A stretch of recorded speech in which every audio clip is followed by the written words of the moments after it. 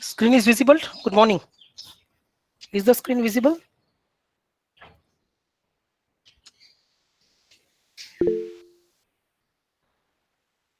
Okay, fine. I think we'll not wait for many more students. We'll start.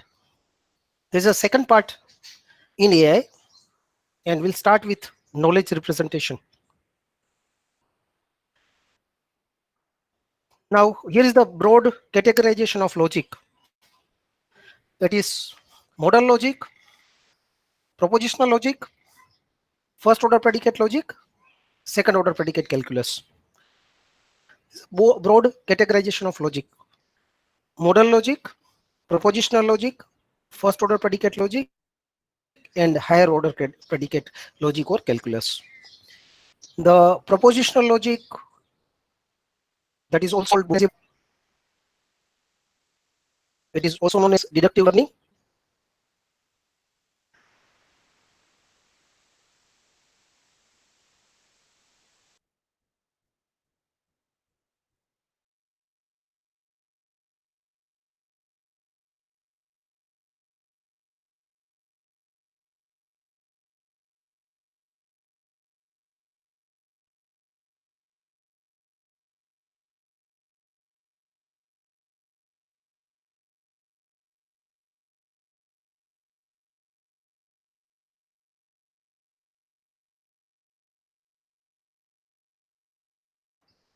Belief sentences: I suppose, I believe, etc.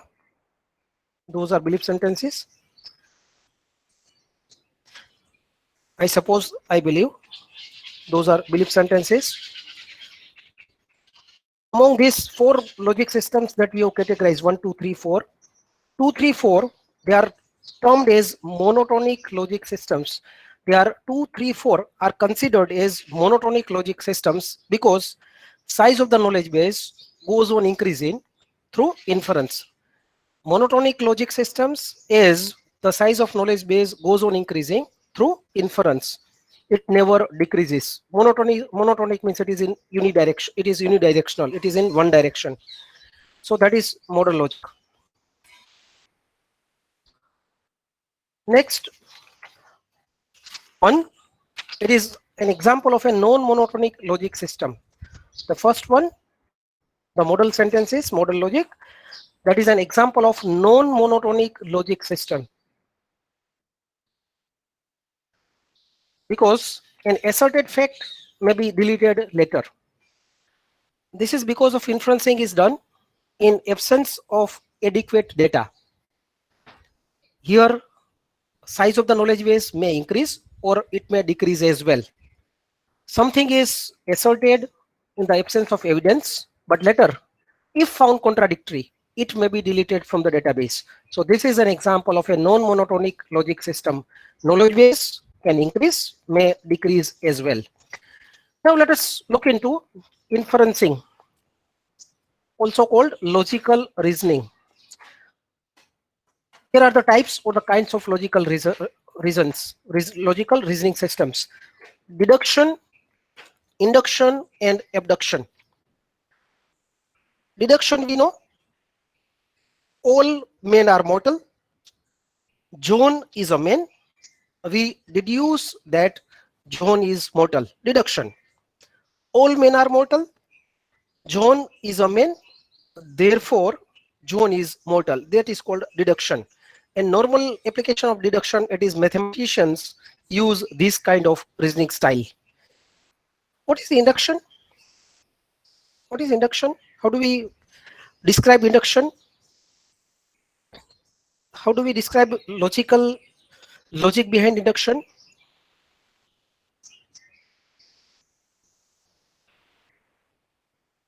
Describing induction, logic behind that.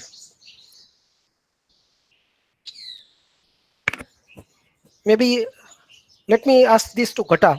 If she is present, she can unmute herself and reply to that. Gata. Gata may unmute herself and reply to that if she is present. Induction. How do we describe induction? Not many. Yeah. Yes, sir. Yes. Yes, Gata. Sir, I'm not very sure about it. I'm very confused between deduction and induction because I believe that induction is the like in induction also we use one or more statements to infer to a third statement. So I'm not sure Oh, about the answer. okay. Okay. Fine. Fine. Fine. Janik, do you want to answer? Janik, do you want to reply? Can mute yourself. Unmute yourself. Janik, you may unmute yourself if you want to reply. Yeah, Hitul is saying if it holds true for x and x plus 1, then for all something along with this. So we broadly generalize this process. Jamin is saying if we can derive some sentence from given sentence, so it's induction. Let us generalize that. It is actually called generalization from finite knowledge. Induction means it is generalization from finite knowledge. That is learning a rule from several examples. Induction process, that is generalization or generalizing from finite knowledge. That is learning a rule from multiple examples. For example, the grass has been wet every time it has rained. Suppose the observation is the grass has been wet every time it has rained. The rule that can be inducted could be when it rains, the grass gets wet. The rule may be when it rains, the grass gets wet.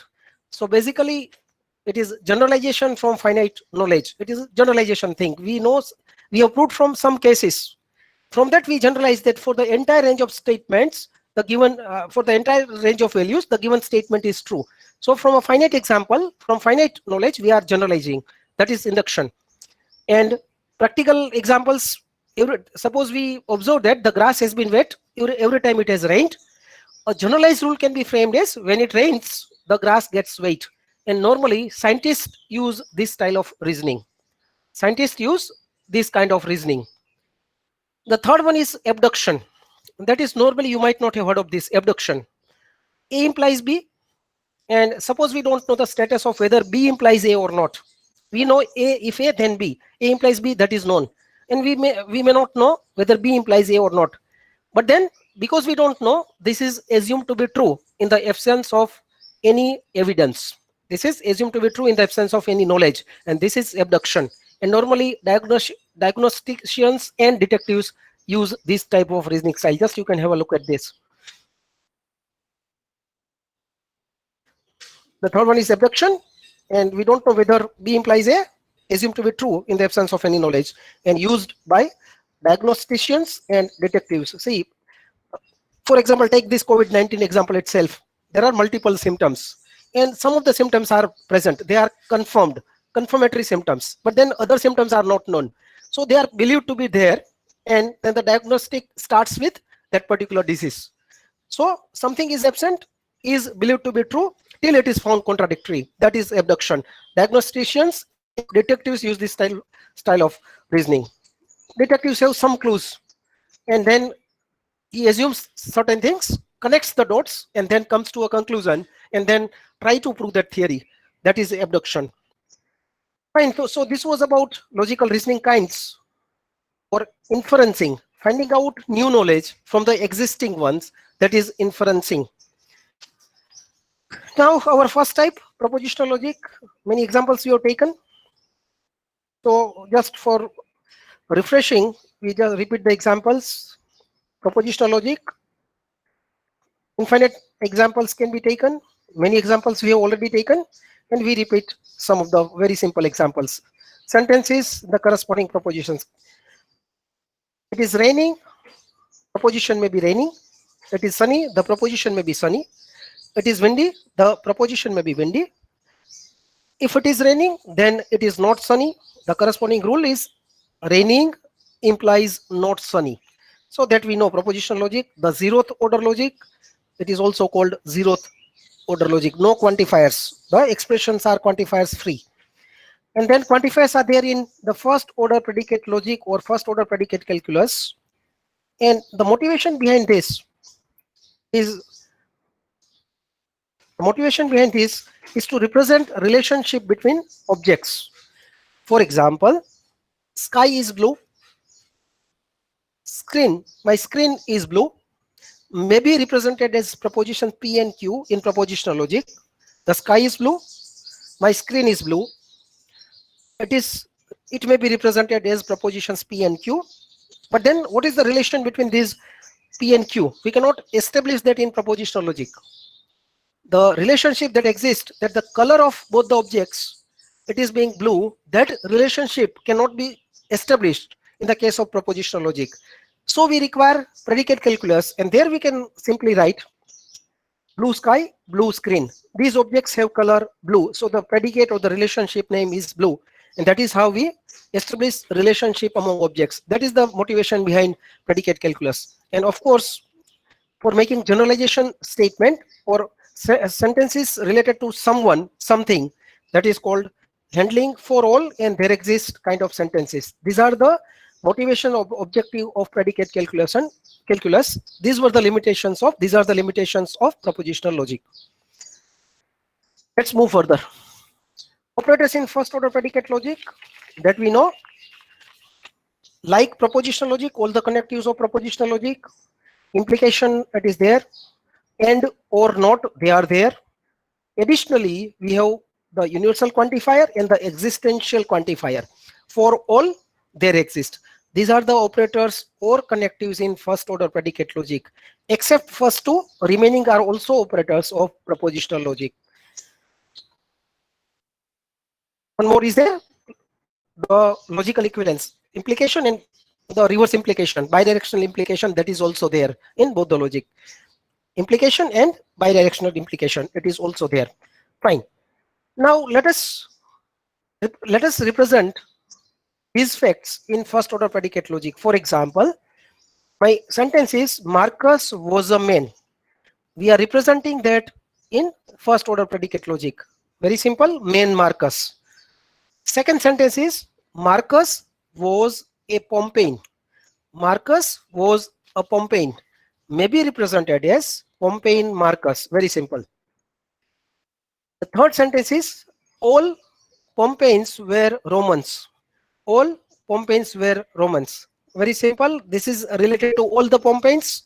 It means we will be using the universally quantified variable such as x. A variable which is universally quantified. And this is a rule. If a person is a Pompeian, if a person was a Pompeian, then he was a Roman. All Pompeians were Romans. So whenever there is a rule of if then we have implication operator. So for all x, Pompeian x implies Roman x. If the person was a Pompeian, then he was a Roman. For all x, Pompeian x implies Roman x. All Pompeians were Romans. Next is Caesar was a ruler. Caesar was a ruler.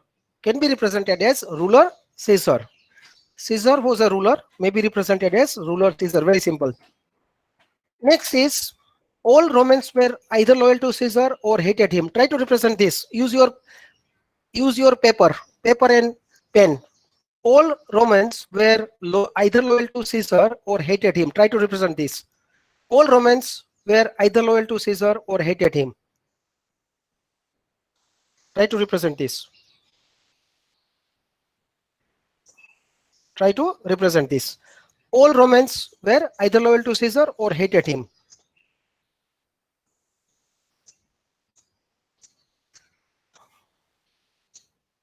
All Romans were either loyal to Caesar or hated him.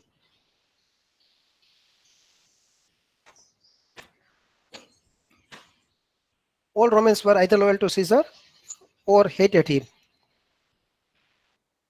If someone has written this, he can just put a message and I'll check or I'll ask to unmute himself. All Romans were either loyal to Caesar or hated him.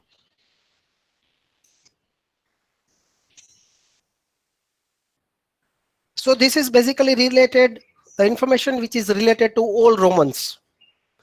So we are going to have a predicate or the relationship named Roman, the variable associated with Roman.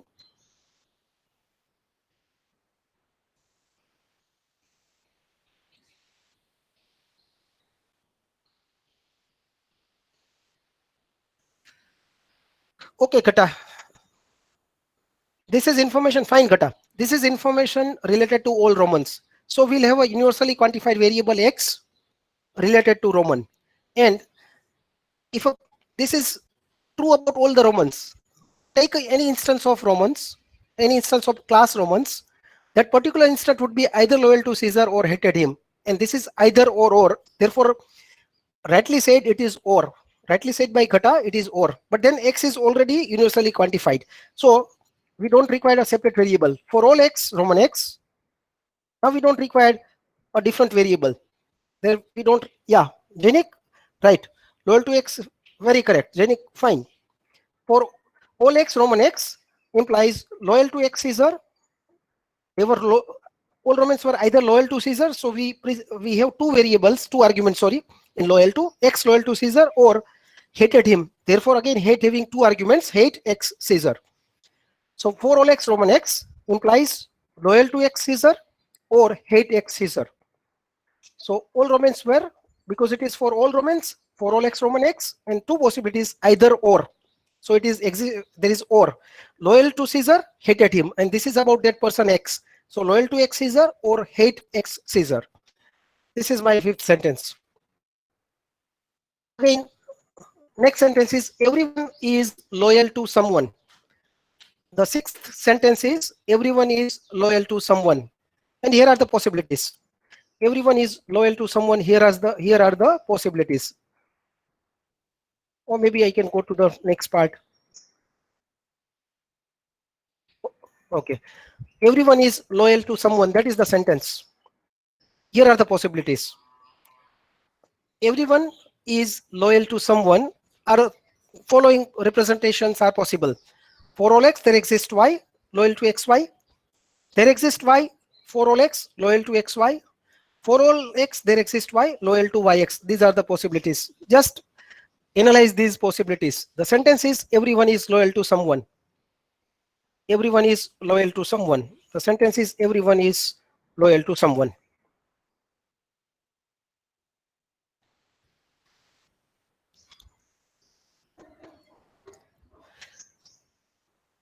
Everyone is loyal to someone. The sentence. Now,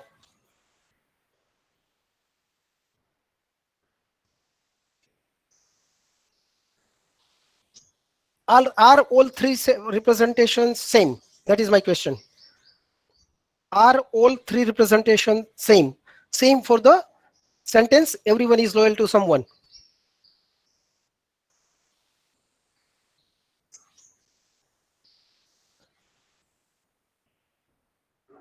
They are not same. Priyal rightly said not same. Priyal, can you just, Gata, last one is different. Gata, can you answer this? What are the differences? Gata, you can unmute yourself once again and answer this. Gata.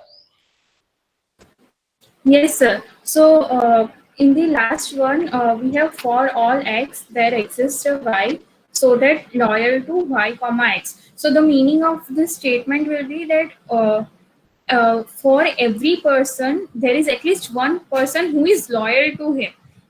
So X, and we don't have necessary, like there might be a person that no one is loyal to him, so it's like a reverse condition. And the first two are correct, in which that every person is loyal to someone, but it may not be necessary that every person has someone loyal to him. So the reverse condition may not be true, and that is why the third one is different. and what about the second one? Second one? Uh, I'm not sure. I think Okay, it should be correct, but I'm not sure if okay, fine, fine, fine. it Right. was correct. Now you can mute yourself. Fine. Okay. So these are the possibilities. And now you can see for all X, first one, for all X, there exists Y, loyal to X, Y. For all x, there exists y such that our interpretation of loyal to xy is x loyal to y. With that interpretation, we have to be consistent in our interpretation. Our interpretation for loyal to is the first argument, that is x loyal to y. That is how we have written this loyal to y, loyal to xy relationship. So person who is loyal to someone, x is loyal to y. Everyone is loyal to someone. So x is universally quantified. So that is everyone. Y is existentially quantified. That is someone. X loyal to that. So everyone is loyal to someone. That is rightly said by Ghata. For all x, there exists y loyal to xy. Now let us look into the second one. Or let us look into the third one. Let us look into the third one. For all x, there exists y loyal to yx. For everyone, there is someone. There exists y. For everyone, for all x, there exists y such that y is loyal to x. So everyone has a loyal person to him. Everyone has someone loyal to him. There is someone, there is everyone has someone loyal to him. For all x, there exists y such that loyal to yx. So that y is someone. Everyone has someone loyal to him. That is the meaning for the third sentence. So that is not exactly everyone is loyal to someone. Everyone has someone loyal to him. That is the exact meaning for the third representation. Let us look into the second sentence. There exists y for all x loyal to xy. So we are fixing one y. We are binding one y. This existentially quantified variable, it is outside the scope of universally quantified variable. This is the outer loop, outer side. There exists y. So there is someone. Y is existentially quantified. There is someone. For all x loyal to xy, x loyal to y, there is someone to whom everyone is loyal. There is someone to whom everyone is loyal. There exists y. Within that, for all x loyal to xy, x is universally quantified. X loyal to y, everyone is loyal to that someone. So there is someone to whom everyone is loyal. So that is the meaning for the second sentence. Again, that is not what we are conveying in sixth sentence. Therefore, second and third, they are not the correct meanings for our representation. Only correct representation is first one. Second and third, they are not correct. Is that clear? Is that clear? For the second sentence, assume that there is one person, and within the domain of human beings, assume that he is a very, very popular person, like a god, and to that god like person, everyone is loyal. That is the meaning for the second sentence. We are fixing one, and for that particular person, we say everyone is loyal to him.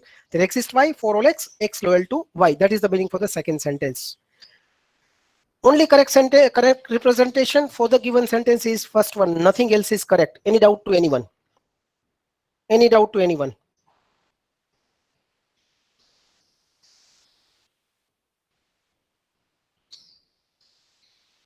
Any doubt to anyone? Okay. Okay, fine. So we move further. Number one matches our interpretation, and we should be careful about scope of the quantifier's ambiguity. For example, in second, we are first fixing existentially quantified variable, and then within that, there's a universally quantified variable. So we should be careful about scope of the quantifiers and ambiguity, if any, present. Ambiguity, if any, present. Second, people only try to assassinate rulers they are not loyal to. The sentence is, people only try to assassinate rulers they are not loyal to. This is the sentence. People only try to assassinate rulers they are not loyal to. This sentence is considered to be an ambiguous one. So whenever there is any kind of ambiguity present in the sentence, we should write the possible meanings, and out of that, we fix up the meaning and then go for the representation. People only try to assassinate rulers they are not loyal to. What could be the possible meanings for this sentence? Possible meanings for this sentence? Maybe someone, maybe Priyal, if you want to attempt, can unmute and answer if you want. People only try to assassinate rulers they are not loyal to. Minimum two meanings for this sentence. Yeah, try. Priyal, you can try. Meanwhile, someone, maybe Jainik or Ghata. Jainik, if you want to trying. Okay. If someone has already done, you can just write the message. Someone has, I mean, don't want to write, he is not required to write the entire meaning, just say yes. People only try to assassinate rulers they are not loyal to. What could be the meaning? What could be the meanings for the given sentence?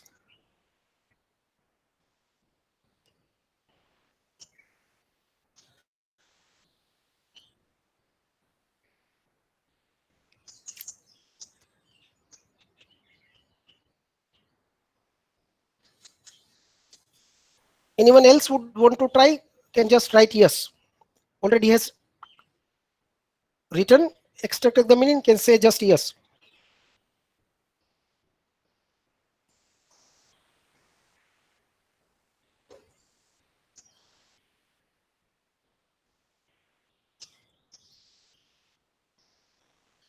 People only try to assassinate rulers they are not loyal to.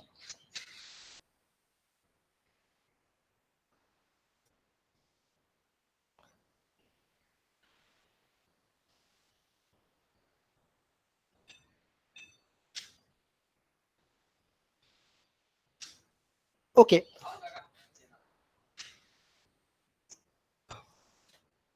શું હતું? હું લેક્ચરમાં છું ભાઈ, નહીં થાય વાત મારાથી. હા, લેક્ચરમાં છું, વાત નહીં થાય. હો, કોઈ દર્દી નથી ઘરમાં, બધા સાજા છે. હા, કોઈ નથી ઘરમાં, એડમિટ નથી કોઈ સિવિલ હોસ્પિટલમાં. ના, હું સિવિલમાં ડાયરેક્ટ ડોનેશન આપી દઈશ. પીએમ કેર ને સીએમ કેરમાં હું આપી દઈશ, તમને નહીં આપું ડોનેશન. હા, થેન્ક યુ. ના, હું પીએમ કેર ને ઓનલાઈન છે વ્યવસ્થા, ડાયરેક્ટલી પીએમ કેરમાં જ આપી દઈશ. તમને નહીં, સીએમ કેરમાં આપી દઈશ હું donation. Okay, people only try to assassinate rulers they are not loyal to. People only try to assassinate rulers they are not loyal to. So here are the meanings. Only rulers people try to assassinate are those to whom they are not loyal. Only rulers people try to assassinate are those to whom they are not loyal. And the second meaning is only thing people try to do is to assassinate rulers to whom they are not loyal. This only, whether that is attached to only try or it is attached to the assassinate rulers. Only rulers people try to assassinate are those to whom they are not loyal. People only try to assassinate rulers they are not loyal to. Only rulers people try to assassinate are those to whom they are not loyal. And second, only thing people try to do is to assassinate rulers to whom they are not loyal. They only try this much, they don't try anything else. Only thing people try to do is to assassinate rulers to whom they are not loyal. Only thing people try to do is to assassinate rulers to whom they are not loyal. Only rulers people try to assassinate are those to whom they are not loyal. Which could be the more closer meaning for the given sentence? Yes, Real rightly said one. Correct. The first meaning, probably that is the correct meaning for the given sentence.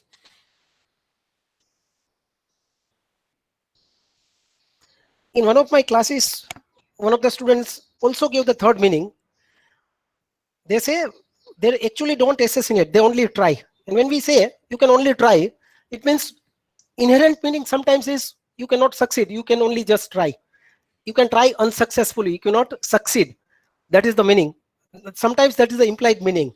You can only try, but you cannot go to the close of the, you cannot close the matter. You cannot close the matter. You can only try, but not complete the matter, not commit the matter. That is, sometimes people say in that tone also. Fine, that is the meaning that we don't accept that. Incidentally, that the student who had given that meaning in a class, he joined IIM Ahmedabad. These are the two meanings that we take, and the first one is the correct meaning. With that meaning in mind, now we are going for the representation.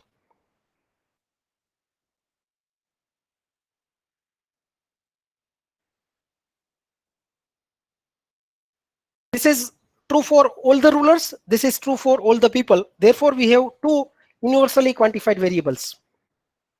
This is true for two rulers. This is true for all the rulers. This is true for all the people. So for all x, for all y, person x and ruler y. and try assassinate xy implies not loyal to xy. This is true for every person. This is true for every ruler. Therefore, we have two universal quantifiers and the corresponding universally quantified variables x and y. Person x and ruler y and try assassinate xy implies not loyal to xy. This is true for every people. This is true for every ruler. Therefore, for all x, for all y, person x and ruler y and try assassinate xy implies not loyal to xy. Only rulers people try to assassinate are those to whom they are not loyal. Meaning number one, that we have accepted. With that meaning in mind, this is our interpretation. For all x, for all y, person x and ruler y and try assassinate xy implies not loyal to xy. Any doubt?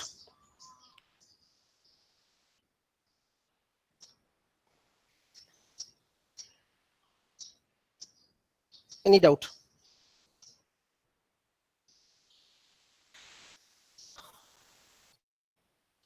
Is it clear to all?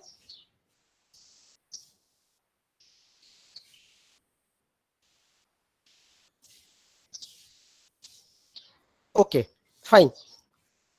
Maybe we might have exchanged this try assassinate and not loyal to xy. Still, it would have served the purpose. Person x and ruler y and not loyal to xy implies try assassinate xy. This we could have exchanged.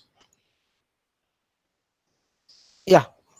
The last condition, and whenever we add the information, it is the AND operator. So it is person x and ruler y and try assassinate xy implies not loyal to xy. Maybe not loyal to xy implies try assassinate xy. Both of them are fine. Both the representations are fine. Okay, we move further. Yeah. If we not loyal to xy implies try assassinate xy, we'll have the second meaning. No, no, no. See, the meaning is, see, if someone is not loyal, then he will try assassinate. But that is not the only thing he is trying. Only thing people try to do for the second meaning, Ghata.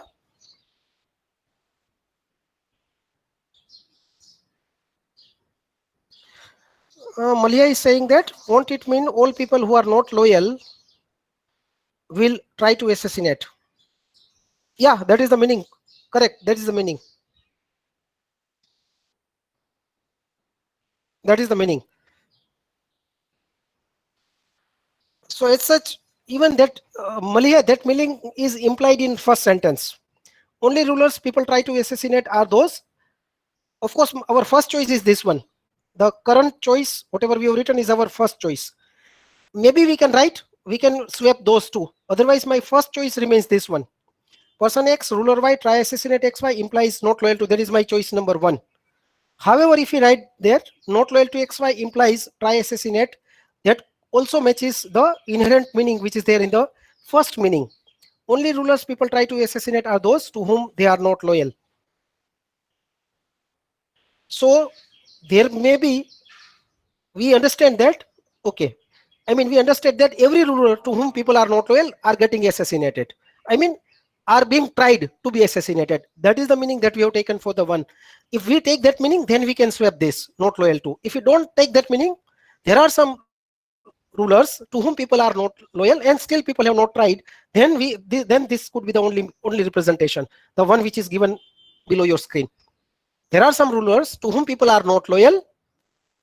Still they are not getting, still they are not being tried out for the assassination. If that is the meaning, then this is our present representation.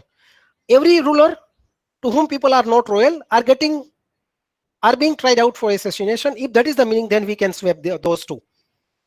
In that case, we can swap those two. But of course, second meaning is not there in either representation. We are not taking the second meaning, Ghata. There it is that they don't try anything else except for assassinating a ruler to whom they are not loyal. That is not the meaning for the given sentence. Yeah, fine. We move further. Marcus tried to assassinate Caesar. So try assassinate Marcus Caesar, very simple sentence. Next, let us answer the query, was Marcus loyal to Caesar? Having converted 8 sentences into the first order predicate logic representation, now let us answer the query, was Marcus loyal to Caesar? Can we answer this query, was Marcus loyal to Caesar? And my intuition, it is that Marcus was not loyal to Caesar. Gata, if you have any doubt, you can unmute and ask me. Gata, if you have a doubt.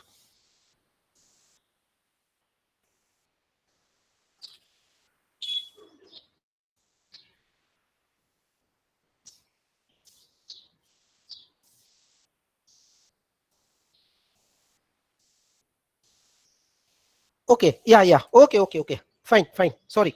So likely answer that Marcus was not loyal to Caesar. And let us see. That is my intuition. Let us try to prove that intuition. Not loyal to Marcus Caesar. We have 8 sentences, corresponding representation in first order predicate logic.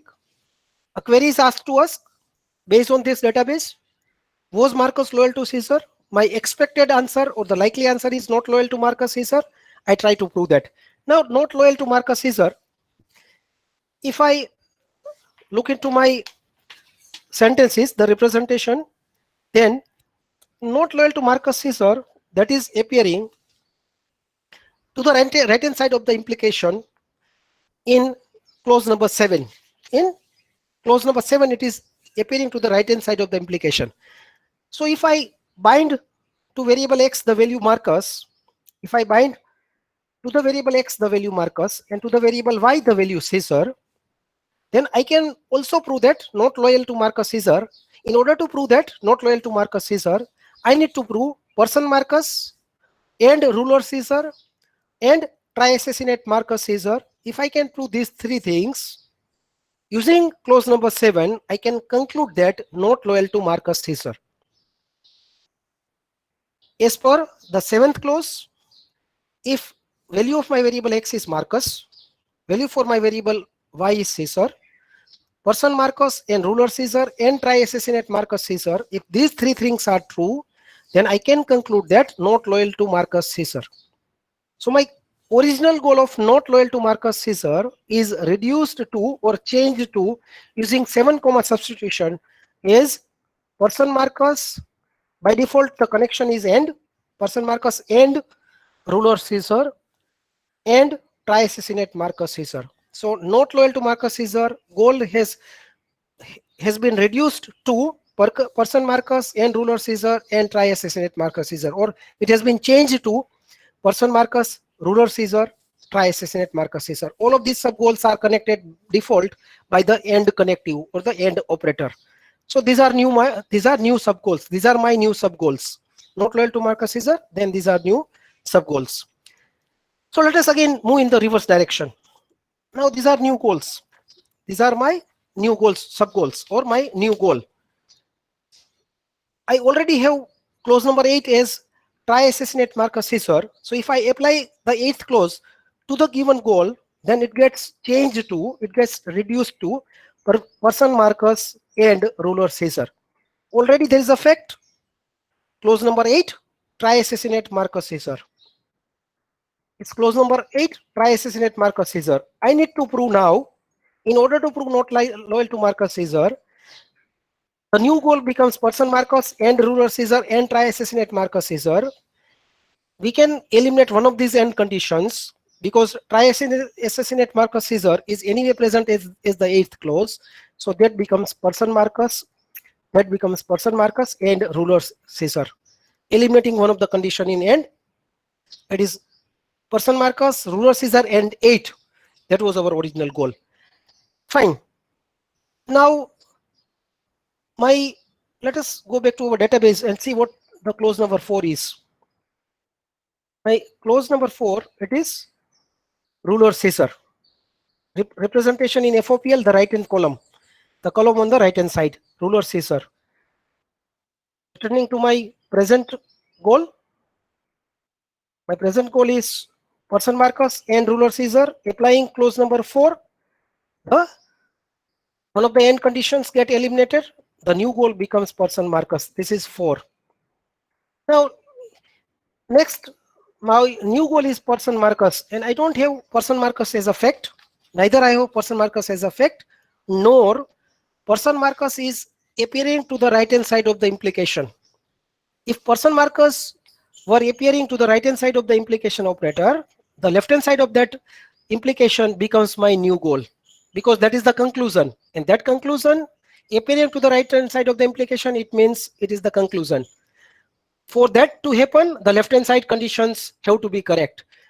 However, in this case, I don't have person Marcus as a fact. Neither I have person Marcus as a fact, nor it is appearing to the right hand side of the implication operator. It means I am stuck up. I cannot change this goal to a new goal. But then I go for additional knowledge. That additional knowledge, it is universal in nature. How to know that?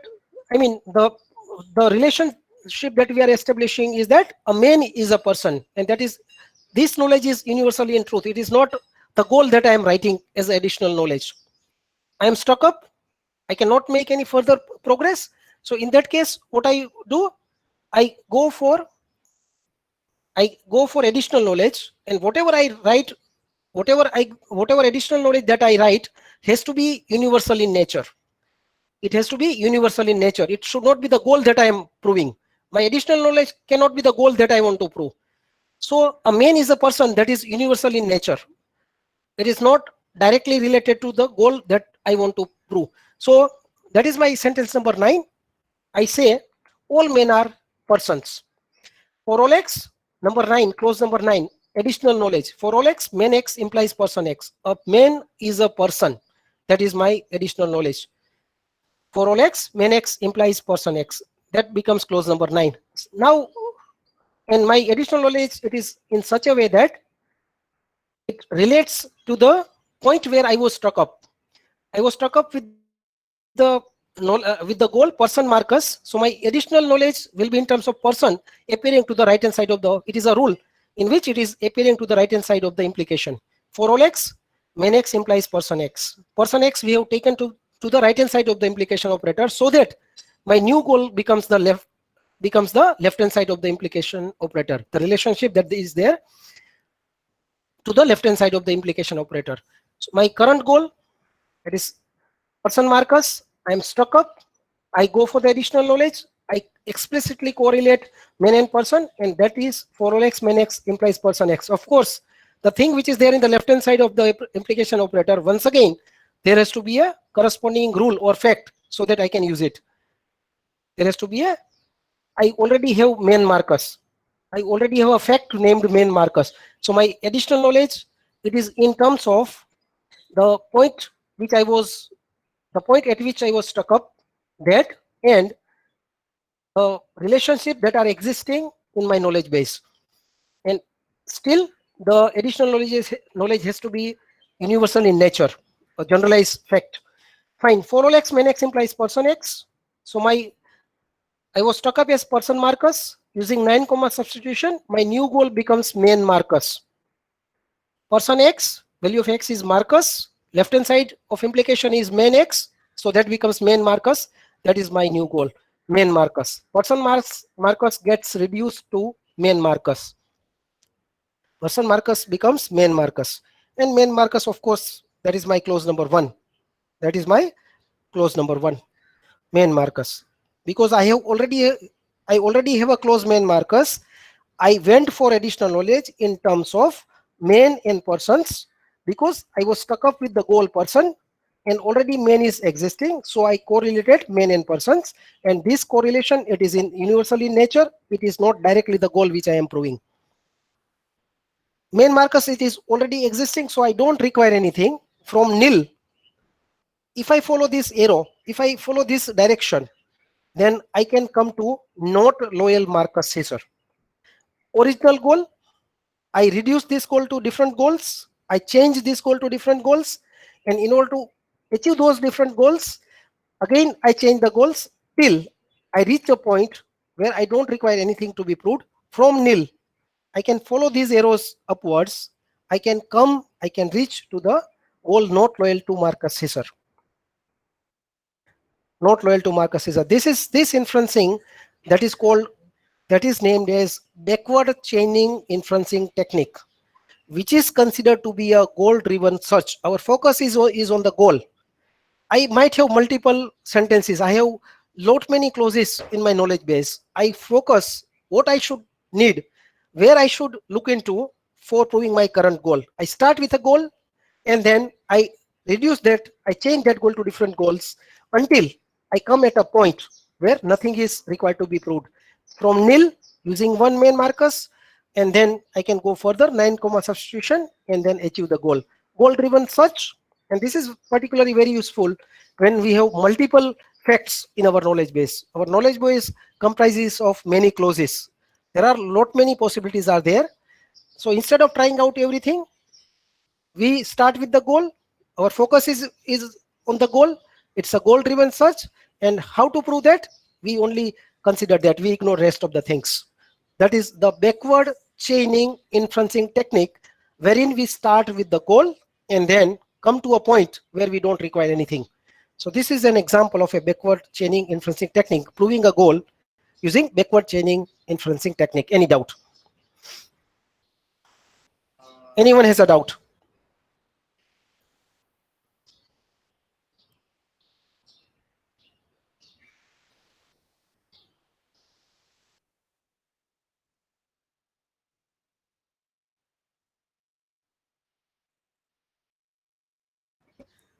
If there is no doubt, then we can just discuss what we have done, possibilities. Has anyone a doubt?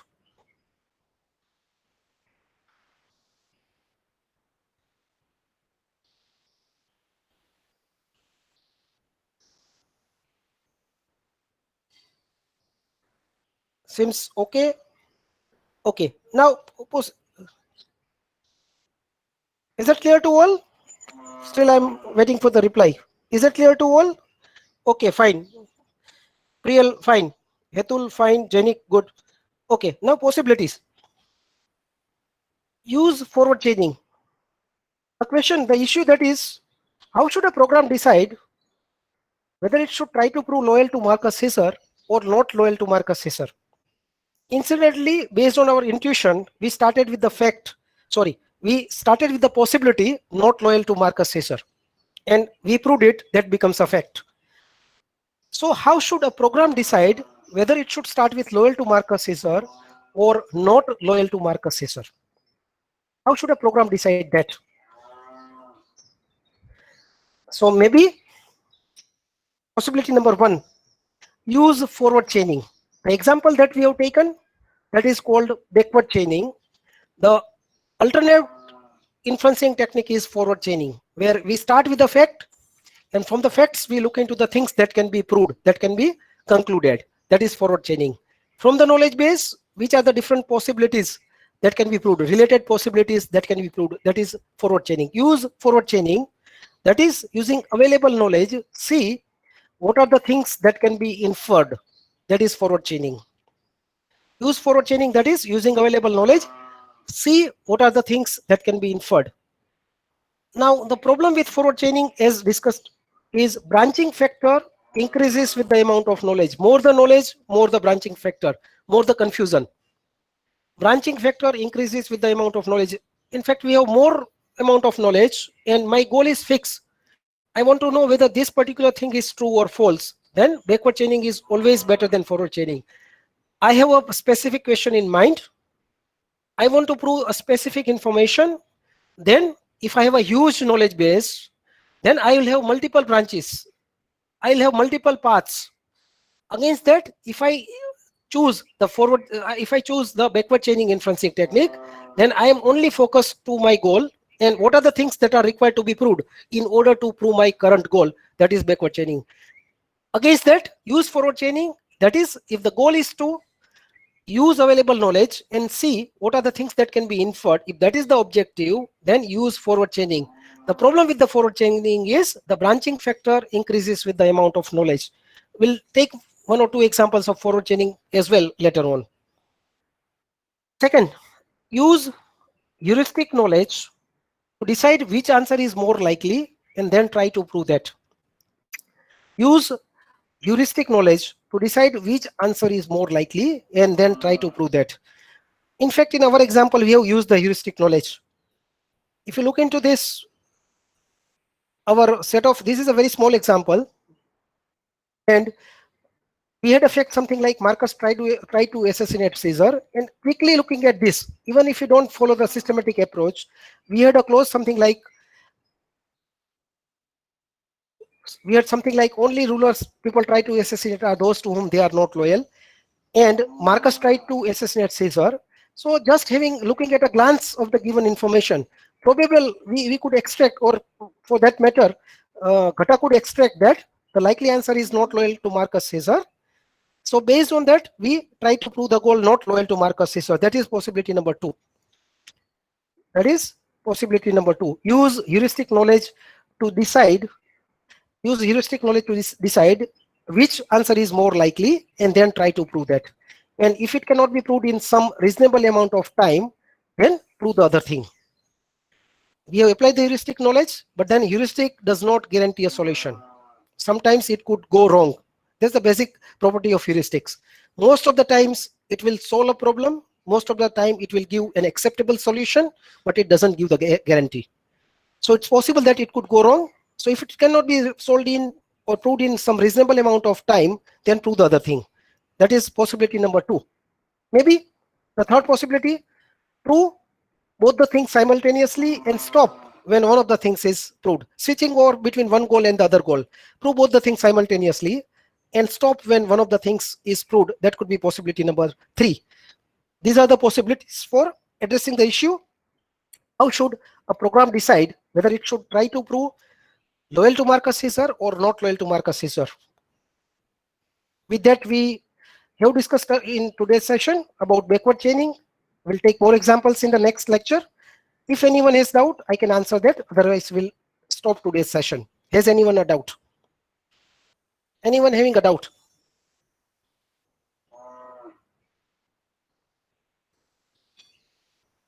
Is it clear to all?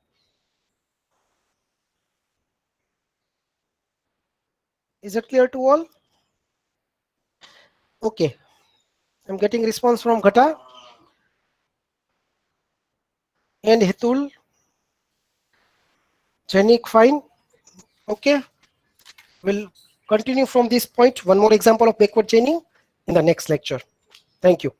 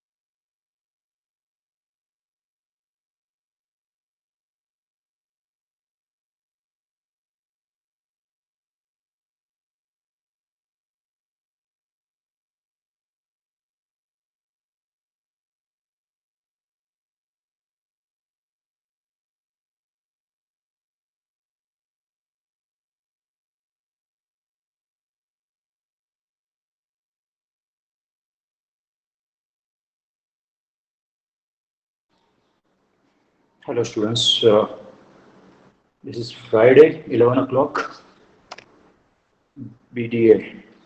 One of you please confirm that you are able to listen me.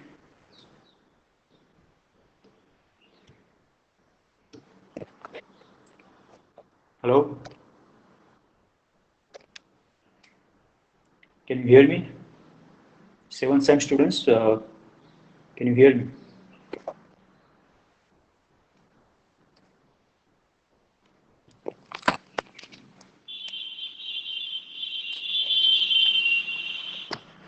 Thank you.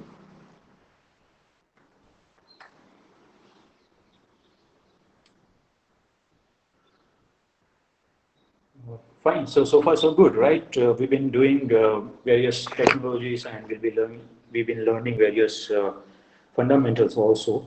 We are also learning various terminologies pertaining to industry, right? So keep focusing, keep learning. Uh, okay.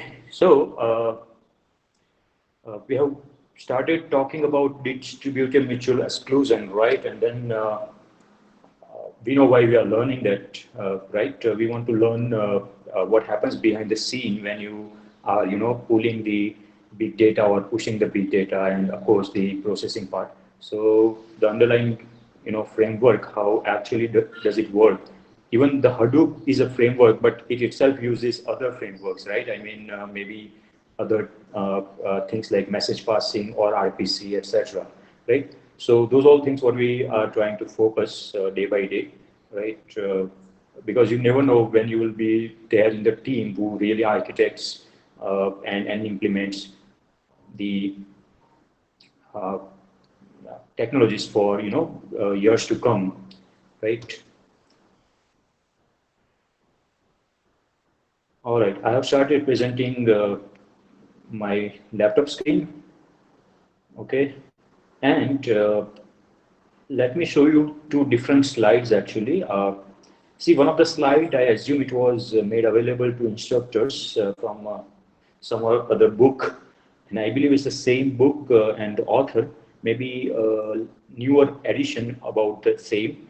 But see, the two separate presentation, two separate slides. Uh, one slide talk about three basic approaches. One is token based, another is non-token based, and the third one is quorum based. So there are three basic approaches for handling or detecting distributed mutual. I mean, there's not a deadlock. So for distributed mutual, achieving distributed mutual exclusion, right? So one of the slides says there are three approach, and another slide says there are two approaches. Uh, so if we go with common like non-token based as well as token based, can someone try to identify where will quorum fit in? Will it fit in token based or in non-token based? And maybe you don't have answer right now. That's fine. Let's learn few more things, and then you may be able to find answer. Or maybe the case that quorum-based approach is altogether a new one. But if it uses token, we can categorize it to be token-based. If it doesn't, we can categorize to be non-token-based. Right? Let's see. Let's see how it is. Anyways, so far we have talked about Lampert's mutual exclusion, and as we know, it was based on timestamp, and hence we have not yet described something called token with respect to Lampert. That's why Lampert's algorithm was, to my understanding, can fall under non-token based approach. Okay. And quorum based, we have already seen yesterday, which was the McWa's algorithm, right, where we learned the conditions, and we also learned root n will be the size of quorum, and we learned, with two different examples, how the quorums will be formed, and the algorithm, how will it help actually, based on that condition that mediator can send reply to only one. Based on that, it helps us achieve distributed mutual exclusion. So let's move on and see a few more things in a row. So know that we have to yet talk about token, right? And yesterday I actually started describing that. Let me go to uh, fine. So bear with me. There will be a few more slides here and there because uh, wait a minute.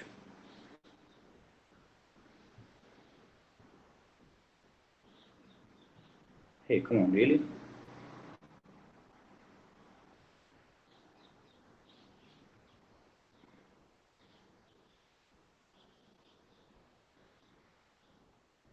Any questions in this particular diagram? Anybody, you can still raise if you got chance to decipher this diagram, and if you had any question, you can still raise it now.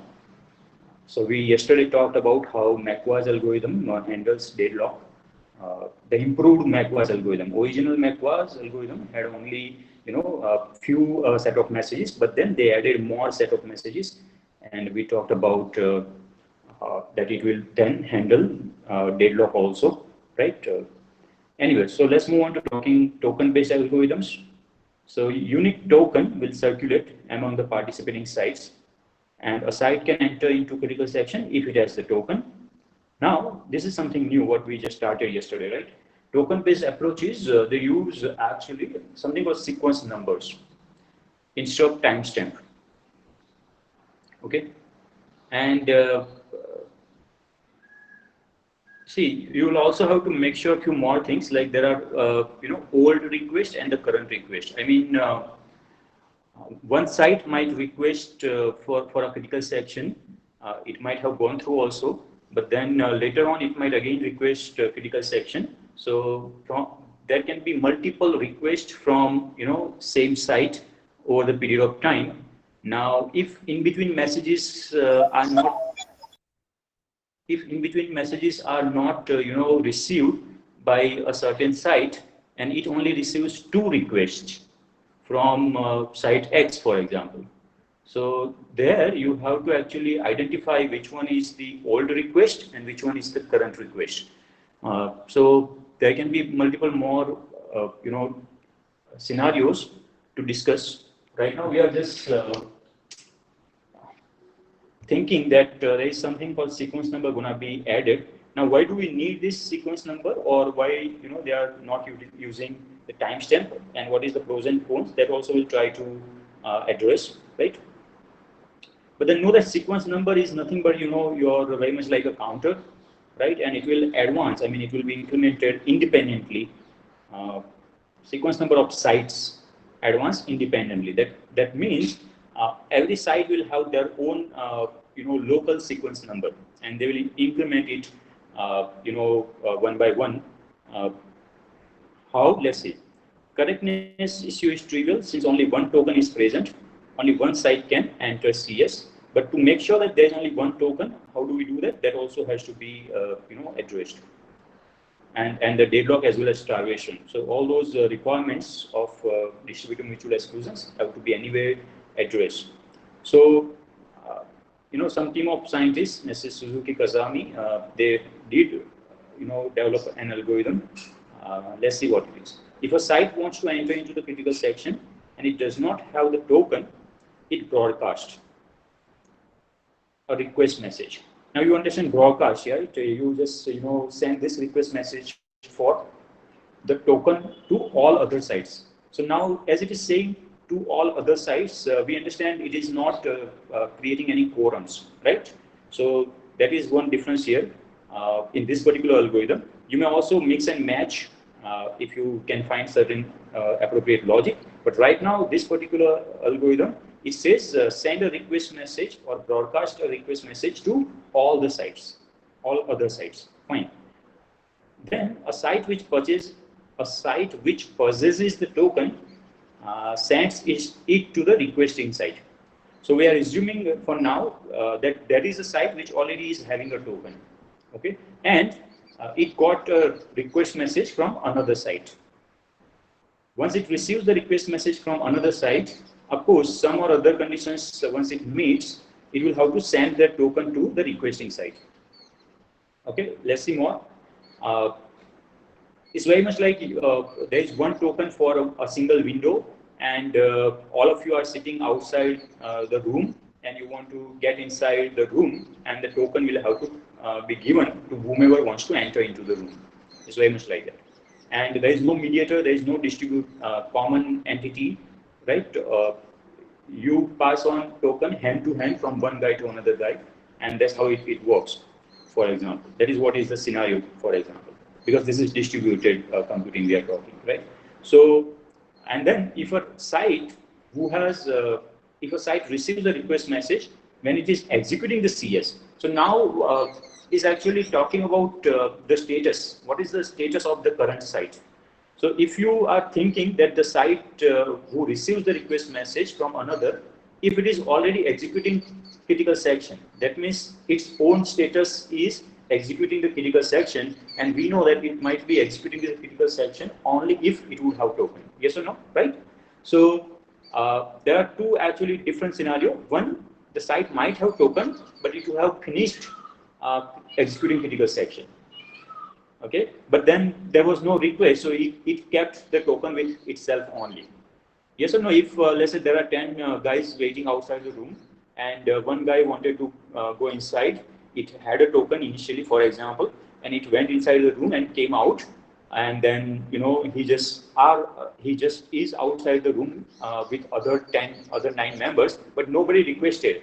Then the token will still be possessed by that guy only because nobody else has requested, for example. So in that case, what it needs to do, that is one scenario. If it is already inside the room, I mean, if it is executing the CS at that time, what it needs to do, there's another scenario. So if it is already executing the CS, it sends the token only after it has completed the execution of the CS. And that's, I mean, straightforward to understand, right? Otherwise, the other guy will get token in parallel and he will try to enter the room and we will not have mutual exclusion. So we understood both the scenario, like status of that site. Based on that, it will send the token. What else? I mean, there are more scenarios to describe, right? So the algorithm has to address the following two design issues: how to distinguish outdated request message from a current request message. That's one, thing we talked about it. The other one is how to determine which site has an outdating request for, outstanding request for the CS. So know that in these two statements, they have not described anything like waiting queue or request queues. I mean, they have not described anything like queue. So if a site receives a request message and if it has a token and if it is not in critical section, it will pass on. If it is in critical section, it will not pass on. Only that much has been described. But whether it will have a queue or not is not described. So, of course, the second scenario is how to determine which site has an outstanding request for the CS. So, now that maybe there is a global or local, but there has to be there has to be some mechanism to identify which site has an outstanding request. That means which sites wants to enter into critical section next. So how will you do that? Let's see. After a site has finished the execution of the CS, it must determine what sites have an outstanding request for the CS so that the token can be dispatched to one of them, right? So we understand this. This is a natural requirement. But then how it has to be, solved? Let's see further. So the first issue, which is about the outdated or the current request. So the first issue is addressed in the following manner, and there is something called okay, the name sequencer. Actually, there is something called sequencer, but the name is not in here. Anyways, so the first issue is addressed in the following manner: a request message of site SJ has the form request j comma n, where n is actually a sequence number. And it indicates that site SJ is requesting and CS execution. Now, see, the execution of critical section itself is, kind of numbered for a given site. And it will be numbered for every site, and this is a local sequence number, okay? So, if site X wants access to critical section the very first time, it will say I'm accessing the first time, and I'm requesting the first time. Then maybe later on, again, once it finishes and some other guys also finish, it wants the same critical section second time. It will say, it will have its sequence number to be 2. It will say I'm requesting the critical section for second time. Now, so based on that, at least if it makes sense that the receiving site, whichever receives the request message, it also receives this sequence number from a given site. So let's say it has received 2 request messages. One says there is a request message from site number 5, sequence number 1, and then another request message from same site, site number 5, and request number 3, so or 2, So it knows out of those two requests which one is the older and which one is the newer or current. So basically, the current request has to be fulfilled, older request has to be ignored.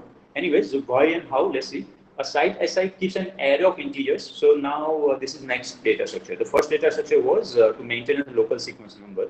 Okay, and let's think of any other data structure which we may need. A site SI keeps an array of integers.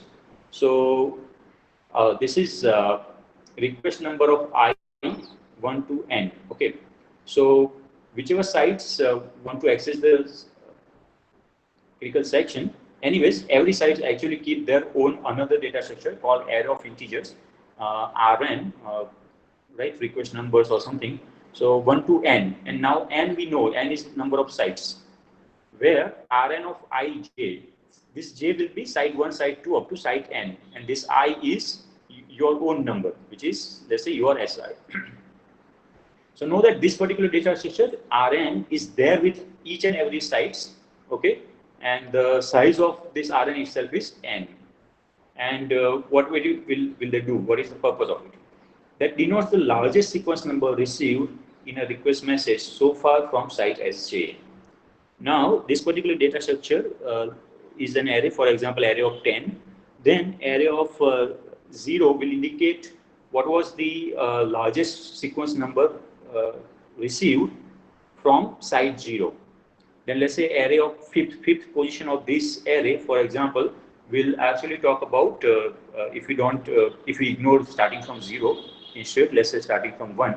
Let's say fifth index of this array will indicate to site number, let's say 3, where I is 3. It will know that, okay, I have received what is the largest sequence number. I have received, let's say, so and so sequence number, that is the current which I know. I hope you are able to understand. This is an array, and the same array, similar array will be there with every sites. Know that there is no shared memory, so don't assume that there will be something global. No, because there is no shared memory, there is nothing global. Okay, there is no global variable. Here, all are local variables only, in a way.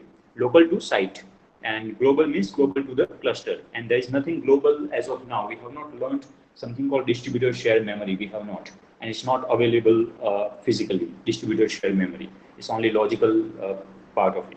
So know that this array is there with every sites their own array, and it indicates the largest sequence number received from so and so other site, including its own. Okay.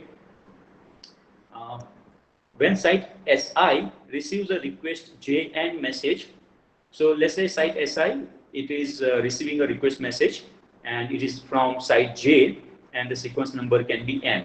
And now this can be, don't go with capital N. Capital N is the number of sites actually, and this n can be 1, 2, 3, or 5, or 9, any some certain number, which actually indicates nothing but a sequence number of the critical section request from that particular site.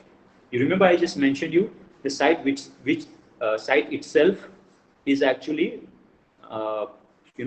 maintaining a number called sequence number for the request of critical section itself, like first request, second request, third request, fourth request, etc. So that this n is that numbered request. Okay. So let's say site SI received a request message. Now what it needs to do? It needs to do this. In this particular array which we talked about, Rn, this n has to be capital actually, but anyways. So what it does, at the jth location, it stores something. What does it store? It stores whatever is maximum of this this serial number, which is n as of now, and something from jth location already. See, it is going to store at the jth location, but it is actually doing some logic which is something called maximum. It is saying either of n or whatever is already stored, whichever is maximum of these two, that's what I need to store back. Now, can someone tell what might be reason behind applying max here? Why will it not blindly store n upon request jn? Why will it not store blindly lower n number into Rni of ij? Why will it not blindly store n? instead, why does it do max? What does that indicate? I mean, what is that logic behind? See, you get to understand the scenario, otherwise you won't be able to understand, distributed computing, how does it work underlying your clusters and all. So what scenario is here? There are multiple computers. They are passing messages to each other via network, right? That's the only mechanism for communication, the message passing, right? And then they are trying to, have a protocol or kind of algorithms, right, to achieve certain thing, which is the distributed mutual exclusion actually. And then for that, they will need certain data structures, of course, as per the requirement and logic or algorithm, right? So we have known that there are capital N number of sites here, right, in our cluster, and uh, they are maintaining their own sequence number, which actually indicates which, numbered critical section execution they are going to plan or request. They are also maintaining another data structure, which is an array called, Rn, which is of size capital N. Like each entry into this array, actually they are trying to store the largest sequence number known from, certain ith or jth, whatever the 1 to n site. Okay, whenever they receive the request message. Now we are talking about the scenario where site Si has received a request message. Now what does it need to do? So this is what this step is. What does it need to do? It needs to update its own local, RM array for that particular site, which is called J. So here, actually, we are saying site I knows that site J has requested nth time critical section here. But this message says that it has requested nth time. But then why would site I, in its own understanding, will not right away store uh, or remember this information? Instead, it will store maximum of both of these, whether it is n or whatever it already knew. So actually, whatever it already knew was old, right? I mean, was supposed to be old for him, because he got something new just now. But it is still storing max of these two. And Maliha is saying correct. It is, it might, yeah, it is actually to store latest. That is correct. But not the latest request message what it got, but the latest CS execution number from from jth site. Now that site J has requested, first time CS, second time CS, third time CS. So possibly, let's say site I is already aware that site J has requested third time CS, for example. And this particular request message which is coming in right now at this time, it is having, 1. So is it a new message or an old message? I repeat, let's say site I already is aware that site J has requested to me for his third CS execution, third round of CS execution. But immediately after then, it also receives a request message saying site J and N1. So if it already knows that it has requested a third round of CS execution, and then now it is coming to know that it has also requested first round of execution, that itself means that this request message is an older request message than what already it received a moment ago, right? So that's why it has to store the current sequence number only and not any older.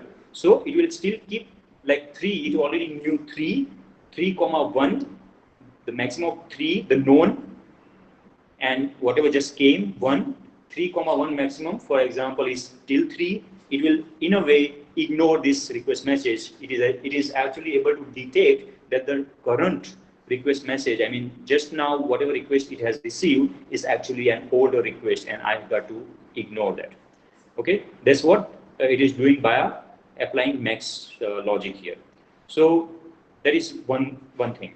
Next thing is, when a site SI receives a request JN message, the request is outdated if, so it's the one and the same thing told into different ways. The request is outdated if the known is greater than the n. In our current example, known was, let's say, 3 sequence number and n was, for example, 1 sequence number. 3 is greater than 1, yes. So the current, the request with sequence 1 is outdated, and that's easy to decide. In that case, you will not do anything, right? You will store back the old only. It was 3, and again it will be 3 only. So you will still store max, and which is 3 again. So that's what it is. So that's one way to decide whether the request is old or new. Now, why do we really care for new or old request? That also has to be checked. Let's see. The second issue is addressed in the following manner. What was the second issue? The second issue was how to determine which site has an outstanding request. Right. So because they didn't say so far that we are maintaining any other queue, so let's say how they are addressing the second issue. So the token, which we assume it is a data structure. Now let's think what it might have. The token is consisting of a queue. See, the token itself has a queue actually of requesting sites. Okay, and so imagine a token, physical token, which has a box which is nothing but a queue, right? And there where you piled up or you enqueue the site numbers whoever next wants the token. So imagine 10 guys are sitting outside the room. The token is there, and the token itself has some space to write some numbers, like guy 1 wants to enter, then guy 5 wants to enter. So this is that queue, that memory which within the token itself, which actually holds the requests from certain sites. But then there is more complexity. Okay, know that the token is actually we still don't have shared memory, so we still have to think where the token memory itself. Let's move on. So and we know token might be traveling via network. It may be in transit also. Let's see what more about it. So for now, we just have started designing the token itself, and the token we are saying it will consist of a queue, named Q, capital Q, and it will also have an array of integer. Oh my goodness, there is another array called ln, and it looks like very similar, 1 to n, where ln of j is the sequence number of the request which site Sj executed most recently. Oh, okay. So what are you seeing? Within the token we have some queue and another array, an array of size n, capital, and there itself every entry into this array will indicate the sequence number of the request which site Sj executed the most recently. See, executed means completed. Once the critical section is over, you will still record last time which critical section request was fulfilled of a certain site. So let's say site number 5 somehow received the token, for example, and it was his 9th time execution of CS. So ln of 5 is equal to number 9. Okay, now why do we need this? It will be clear once the algorithm completes. But do you understand what is the purpose? At least what does it store for now? In the token itself, it stores the most recent the number of the requests which site Sj executed the most recently. So fifth guy number 5 entered into critical section 9th time. In that case, ln of 5 will be 9. Okay. Now how it's going to help us, we'll check. Okay. Fine. And then moreover, it also has a queue where it stores those sites which request access of critical section. Fine. So after executing its critical section, a site Si updates. So there is a token. Know that token is a data structure. It has information. We still don't know where is it. But then every site themselves are having something called Rn. So now there are two, Rn and Ln. Again, the legends not given, so I don't want to assume. But Rn is with a given site. It's like local, okay? And then Ln is what? Is Ln a local to any site? Where will Ln reside? Ln resides into a token. And the next question will be, where is where the token resides. How many tokens do we have? Know that we have to have one token only, right? So wherever the token resides, ln resides. But we don't have a common shared memory, so we still don't know where the token resides. Okay, we'll figure out, fine. But know that ln and rn are two different things. Rn, every sites have their own rn, but ln is only one. Okay, and ideally, who will have ln? So the answer actually is whoever will have token, because the token has ln, right? So after executing its critical section, so now see, it is the scenario here. Site SI has just now executed its critical section, just now. Just now. That means if it just now executed its critical section, that means it had a token. It is having a token, yes or no? So what it is doing, it is updating information within the token, and which is nothing but this. What is it? For itself, site SI, for itself, like for the ith position, it says Rn of I. Anyway, the statement is given here, but can someone tell me what is the purpose of this particular assignment? See, this is all logic behind the scene, okay? This is how algorithms are developed, and this is, the groundbreaking work which, scientists did in years of 1990s. Okay, and that's why we are able to, easily store our photos or PDFs or, everything on cloud, okay? And we access via any devices like mobile or laptop, and, from any other friend's device, etc., etc. Can this assignment, can someone tell me the purpose of this assignment? What it is doing actually? Site number I is doing what? It is just doing its duty. It is just, as per the requirement of the algorithm, ln was supposed to have the latest information, right? Which was the most recent execution number for a given site. The ln was supposed to have that.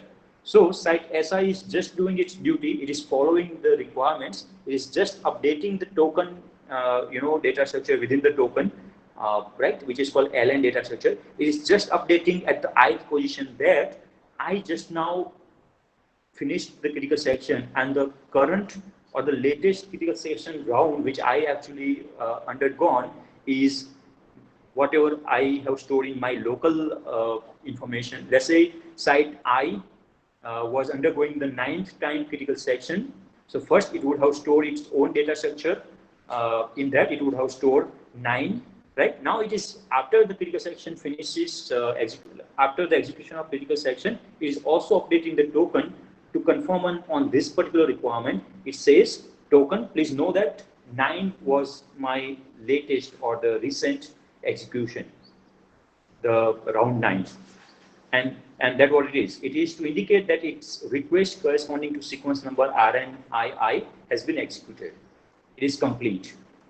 So what next? It doesn't, it's not over there. What next?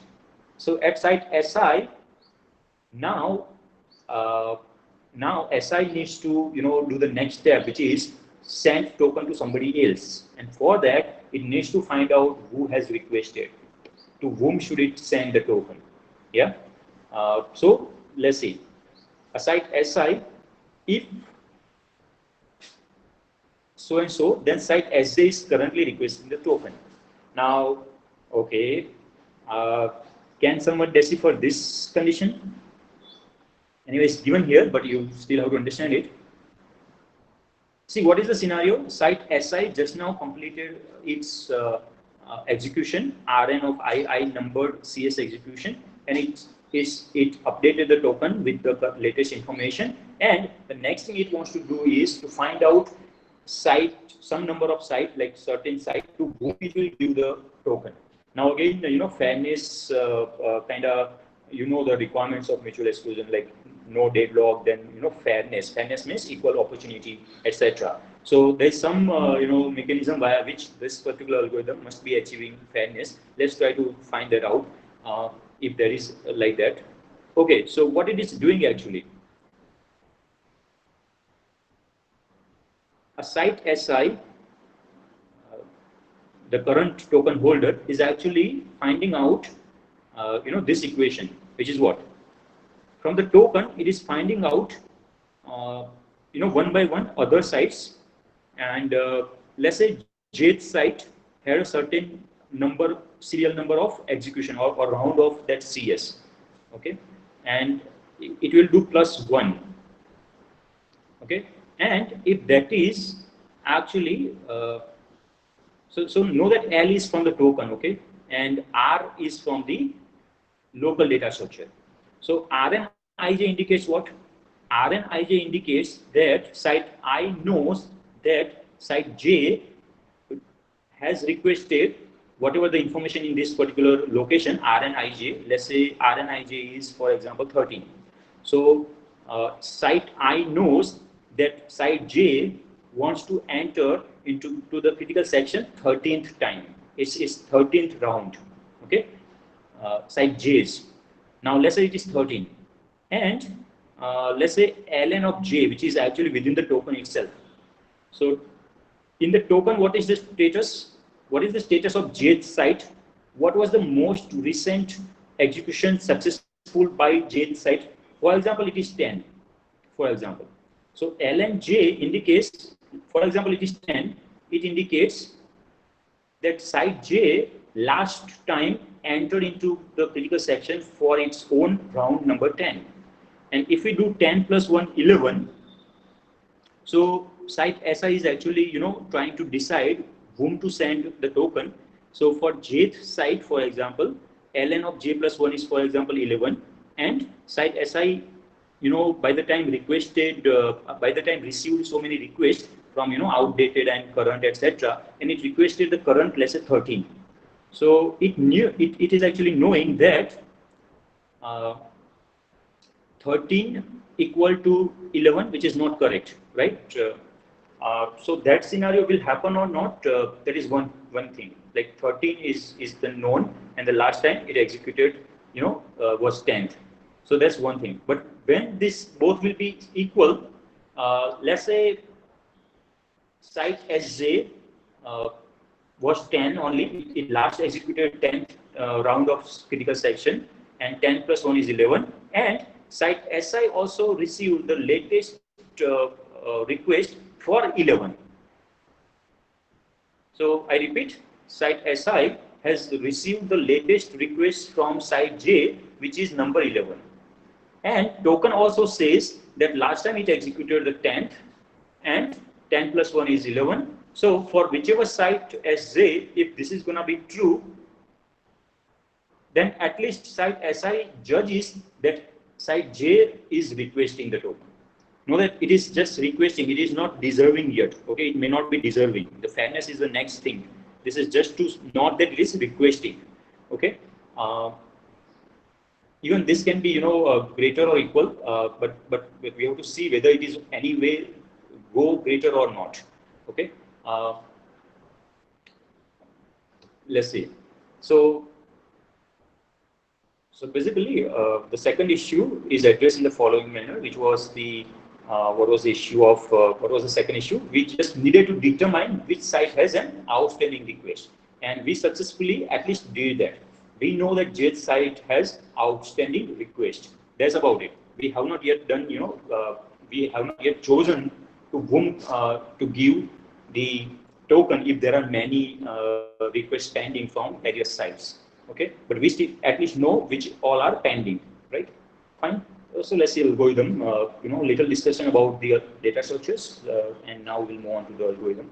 So if requesting site SI, so when you request, what steps you need to do? When you execute, what steps you need to do? And of course, when you will release, what steps you need to do? So all those algorithms, right? So requesting steps first. If you are supposed to request, if requesting site SI does not have the token, so one scenario, you yourself want to request and you don't have the token, okay? What will you do? Otherwise, what will you do? So there are different things if else, likewise. So if you don't have the token and you want to request, then you will first increment your sequence number to indicate that I am requesting the critical section one more time. So what will you go and update? You will go and update your local RN, right, for yourself. Yes or no? 2 plus 1. And know that there is something called sequencer, okay? We still need one entity which actually gives you this plus plus. That's called sequencer, but there is even difficulty in implementing sequencer because deadlock, etc. Anyways, and since maybe or may not be, you think of it whether the sequencer will be local or global. You have to think on that. Okay, based on that, if it is global, deadlock is possible for implementing the sequence number itself. Okay, but if it is a local, deadlock is not possible. So think of it, which type of sequencer is in place.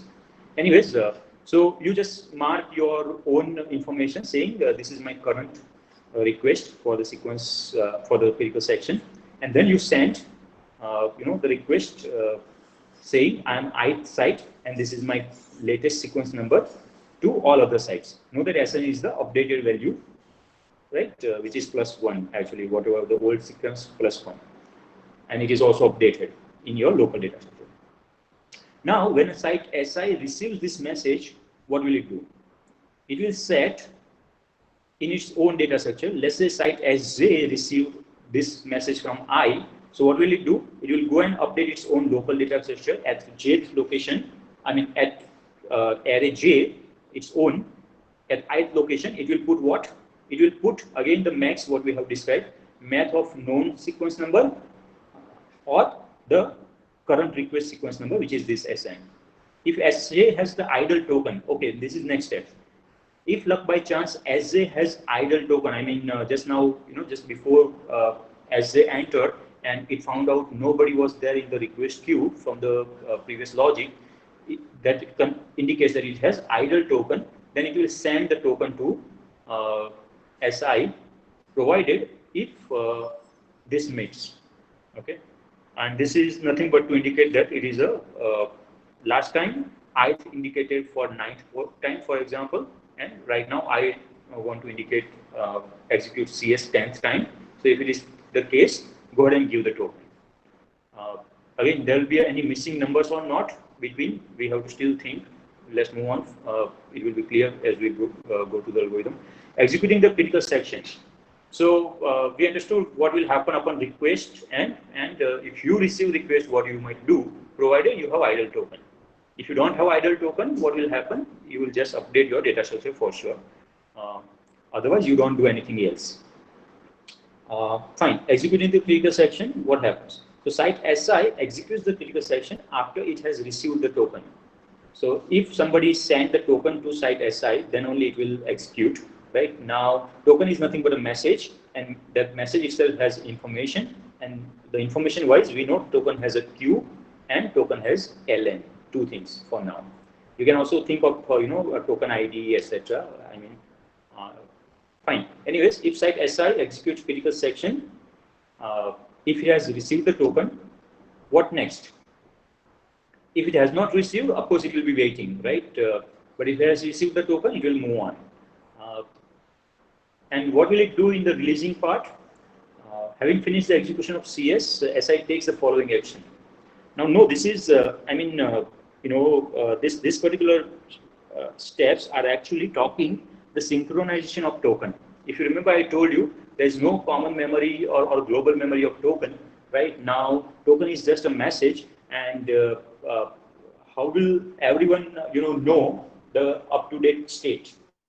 So, for example, 10 guys are there. You are there in your own space, and one of the guy gave, let's say, ball pen to other guy. So those two people know that ball pen has been, given. But how will you pass that message to all other 8?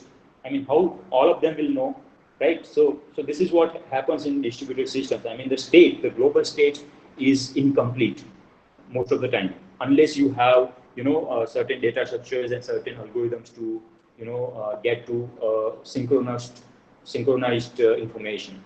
So this is what it is. Okay. So know that token has certain information, as well as all sites also have certain information, and then they will try to sync it, and based on that they try to come up with the latest knowledge or latest information. Does it make sense? Token is a message. When you receive a message which is a token, the message itself has some information, and you also are having your own state, which is for example RN. I mean, you also have some information with you, and that information is actually populated based on messages from some other other types of messages from other sites also. So basically you have partial knowledge of the overall state, and token also has a certain knowledge of the overall state. And what you now need to do is whatever new thing you know, that you will update into the token, and vice versa, whatever new things are there into the token as information, you will update your own information appropriately. So it's very much like synchronizing both ways. So whatever new you know, you put it into the token data structure, and whatever new out there in token data structure, you also sync with your local information. So this is how token uh, and the algorithm works. Okay, so let's read through. So after releasing the critical section, having finished the execution of CS, site SI takes the following action, which are what? It sets ln of I element of the token array equal to Rn of I. This is, we have already described, it is updating the token to tell that my latest execution was this. So token was old, and it is updating token with the latest information. It is updating the token. Now what next? For every site Sj whose ID is not in the token queue, we haven't yet described the queue part, but let's just think. For every site Sj whose ID is not in the token queue, it appends its ID to the token queue if such thing. Okay. So this actually is nothing but confirming that the site has a current new request, right? For every site Sj whose ID is not in the token queue. So the token queue, what does it hold? Supposed to hold? It's supposed to hold whoever are requesting, right? So for once once the execution is finished by CS, SI, it needs to update the token with latest information as well as the other way around. So what does it do? By the time it might have also received some other requests from other sites, that's when the RN might have been updated. If it might have received some other request. So RN might have been updated. The token has some information which is LN. Okay. Now I still don't, I'm still figuring out what should I say RN and LN. I could rather say this as TN only, which is token, right? Anyways, you try to come up with some analogy. Anyways, this LN is nothing but token. Okay, TN for example, token. Okay, and this is your local one. Okay. So I should be careful speaking few words like whichever may say L for local. So make sure L is not for local. Okay, this actually is your token, is actually token information. Okay, so don't go with any analogies for now. Just remember LN is token. Okay, so what it is doing, it is updating its own information as per the latest messages as well as the token whatever it had. Okay, so it updates into the queue, and know that queue is itself in the token. It updates that. It enters all those sites whoever are requesting. Basically, whoever are requesting latest, it enters all of them into the token, and and know that it actually is depending on the request messages also, whichever site SI might have received. Now, is it having its own local queue or not? It's not described anywhere so far. What happens? Does it have any local queue, or so it is not having any local queue? But then the RN itself is storing that information whenever the message is being received. So that actually indicates that there were some requests from other sites. Okay. Though it's not having its local queue, but RN itself, the information within RN itself tells that there were new requests, right? Anyways, so this token queue is updated for all those sites whoever requested, in a meanwhile while it was executing the CS. So it updates the token queue basically. Then if the token queue is non-empty after the update, SI deletes the top site ID from the token queue and sends the token to the site indicated by the ID. Non-empty means if there are entry into the token queue, that means it has to send this token to that particular site. So it deletes the top site, and this is like first in first out kind of information, right? So and then send the token to that particular site. So here Now, what is the information in their token queue? So whoever gonna receive the token, in the token itself, this particular data structure and the queue data structure, two information is there. My goodness, two information are there, right? And know that this guy has deleted, okay, one entry, whoever is gonna receive token. So in token, right now, whoever are requesting, so whoever is gonna receive the token, its own entry is not there in the queue. It's not needed. It is already removed because it's about to receive that token now. So the requesting site entries is been already nullified for himself. Okay. And this is an example actually. So hopefully it will make some sense now. Let's see the example. If you have not learned algorithmic way, you can also learn uh, example way, right? So let's say S1 has the token and S3 is in queue. This is, for example, current status of the token. And before this, what might be the state?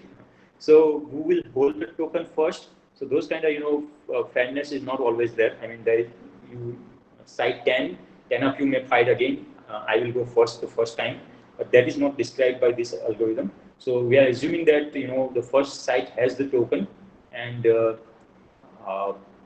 at that time, it might be empty, but later on, it received a message from site 3 as a request, and its site 3's entry is there in queue. So, if the current state of the token is site 3 is requesting and site 1 has the token. Now, whether site 1 is executing the critical section or the token is idle with site 1, we may see based on the example. But there can be two scenarios again, like site 1 can be idle, having the token idle, or site 1 might be executing the critical section. So what is the scenario? Maybe some data structure will tell us. Let's see. So site S1, S2, S3, and this is their local RN, right? 10, 15, 9, 10, 16, 9, 10, 15, 9, likewise. So 10 indicates what? What does 10 indicate? This 10 indicates that site 1, because it is on the first position, this is on the second, and this is on the third. Site, we are not going with 0 index, we are going with 1 index in array. Okay, so site 1, the current of the latest critical section which was executed by site 1, its own number was 10. 15, what does it indicate? As per site 1 knowledge, the latest critical section executed by site number 2 was round 15. What this 9 indicates? As per site 1's knowledge, see, I am saying as per site 1's knowledge because there can be, variations also. But as per site 1's knowledge, site 3 last time recently executed round 9 of critical section. That's what this data structure indicates. I hope that makes some sense to you. Now, why it might be different? It depends on whichever message is being populated or whichever message is being received. It depends on that. So see, for site 1, its own understanding is site 2 last ran round 15 of critical section, but site 2 knows something different. Site 2 says, I know site 2, which is itself, that I executed actually the latest was 16, and this is possible. Even you can have 16 might be here also. Again, we have to check the complete algorithm, but it is possible that there will be different state. Okay. Anyways, so this 16, because site 2 just now executed its own critical section, for example, it would have been implemented and it know that I have executed 16th time. But site 1 and site 3 doesn't know it yet. So anyway, let's check what is token vector entry. In the token, so token has two data structure. One is ln and another is q, right? So what does ln contain? 10, 15, 8. And it contains 3. So this is the current scenario, for example. So in the token, you have 10 for site 1, 15 for site 2, and 8 for site 3. And in the token, you have entry for 3. So who has the token right now? Site 1 has the token. So site 1 has the token. Okay. Now, see, site 1's its own information is I have executed critical section 10th time. It also token also says site 1 has executed the critical section 10th time. what is the current status of site 1? Can someone tell me? I repeat, site 1 itself knows that I have executed the latest 10th time. It also updated the token to indicate that I have updated the 10th time. I have executed the 10th time. That means what? What is the current state of site 1? Okay, you may want to see something from above slide. Having finished the execution section, know that uh, site 1 updates token information to its own information. And what is this? So site 1 would have already done its own 10. Once it finished, it would have done this 10, and it has the token. That's why I am actually guessing this, right? And this indicates actually the critical section execution has been finished by site 1. And is actually next thing is site 1 has to decide whom to give token. Now, how will it decide? It will go and check the token queue, right? And before that, it actually updates the token queue, okay? And see, it actually updates the token queue. Yeah, so you talk about update, right? Update here. So how does it update? For every site SJ whose ID is not in the token queue, it appends its ID to the token queue, so and so. So it, now, whether this screenshot or snapshot is after updated or before updated, how can we judge that?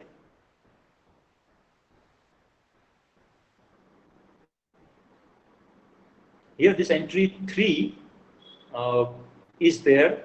Is it after updating the LN or before updating the LN? How can we judge that? Check this logic here. What does it do in the update part? So from its local information, it is updating the token. Okay. Token queue. It is entering into token queue. Whenever the Rn of ij is equal to ln of j plus 1. So whenever the current request in its local information is actually plus 1 than the token information. That means that particular site J is actually requesting one more time, like next time. So this 8 and this 9 actually tells you that part.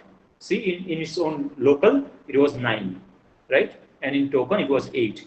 8 plus 1, 9, right, is equal to 9. So that way, it actually found out that site number 3 is interested in token one more time. So let me put it entry site number 3 into the token queue, and hence, and there may be more also, but right now there is only one. So hence, site 3 gets the token. So this is how site 1 decided whom to send token.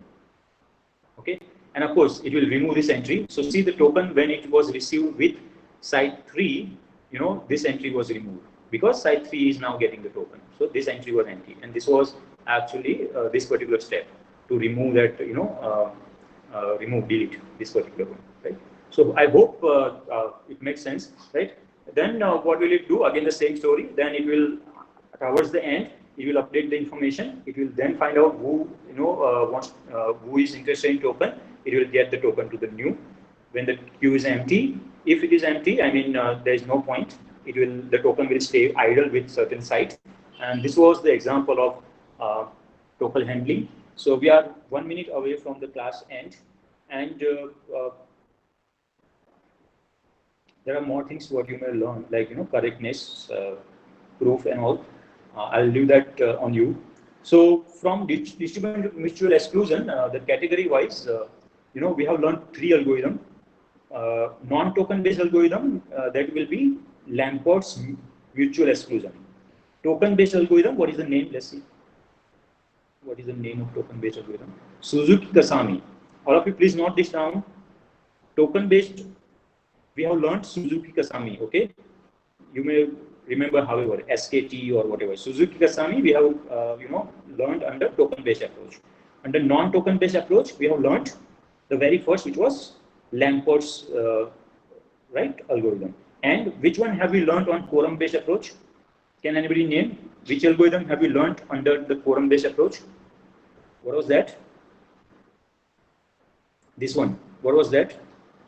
What was the name of that? See, good, Ria. Thank you.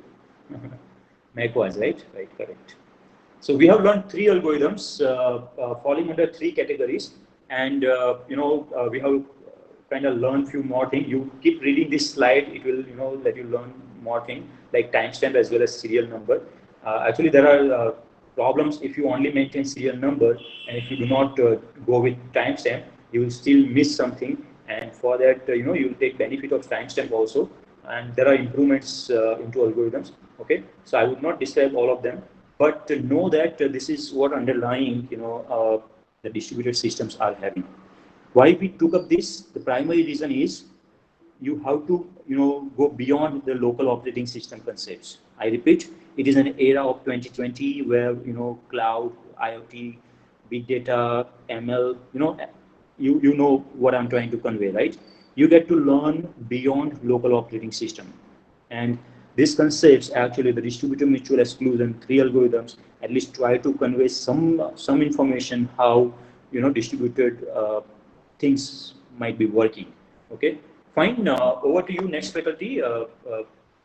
Students, please work hard and try understanding this algorithm. Okay, three algorithms for your syllabus for your exam also from distributed mutual exclusion. Over to you, next faculty.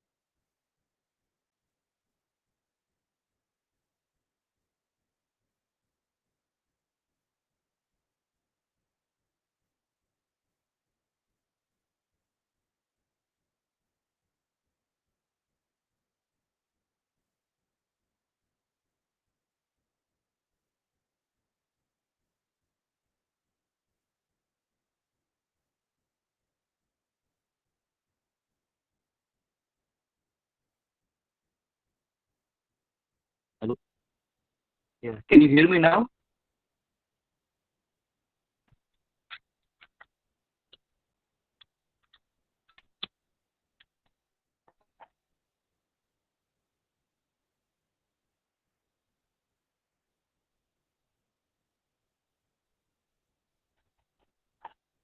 Okay. And can you see the screen?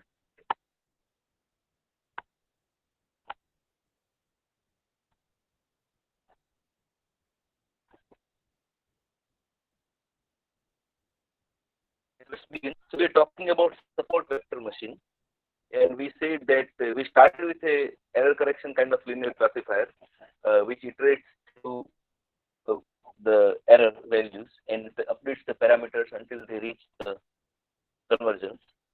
And we said that it finds a line, but that line may not be a good separating line. So for more than 2 dimensions, it finds a hyperplane, but that may not be a good hyperplane to separate the data points. And we say that we want a hyperplane which clearly separates the data points. And with that motivation, we have defined support vectors. The support vectors are the data points which are nearest to the separating hyperplane. The base support vector are the data points which are nearest from the base separating hyperplane. And we said that if we can find out those support vectors directly, then we will find out the base surface. So we define like A and B are support vectors here, and the separating line we have defined by the equation Wx plus B is equal to 0. Then we define two parallel lines passing through the data points, which we call Wx plus B equal to 1 and Wx plus B equal to minus 1. And we said that the W is actually a tangent to this line. So this W is a tangent to separating hyperplane. And to explain that, we have used 2 points on the same line, and we showed that the dot product of these 2 points with W turns out to be 0. And since it is 0, it means that they are at 90 degrees. So the one is tangent to or normal to another. So with that, we introduced W and we derived the formula for support vector. We said that there are two lines, Wx plus B is equal to 1 and Wx plus B is equal to minus 1, where x plus and x minus are two support vectors for the positive class and negative class respectively.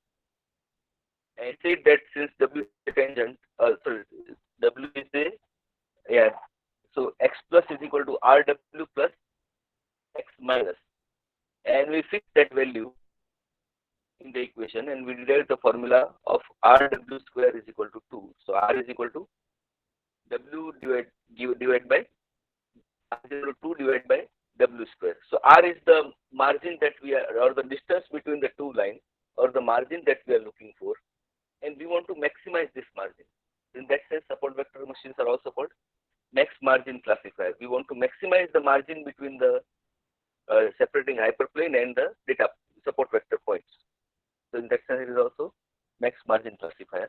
And finally, we pose the optimization problem as R is equal to maximize 2 by W square given the constraints Wx plus B greater than or equal to 1, or Wx plus B is less than or equal to minus 1 given the value of y. So if y is equal to 1, then Wx plus B is greater than or equal to 1, that we call positive class. And if y is equal to minus 1, then Wx plus B is less than or equal to minus 1, that is negative class. Any questions so far? Any questions on this?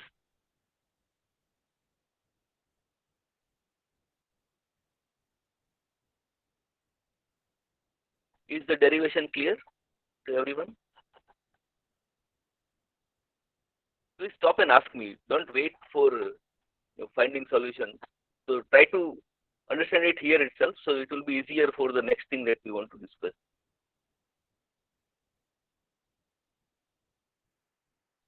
The name says clear. Okay.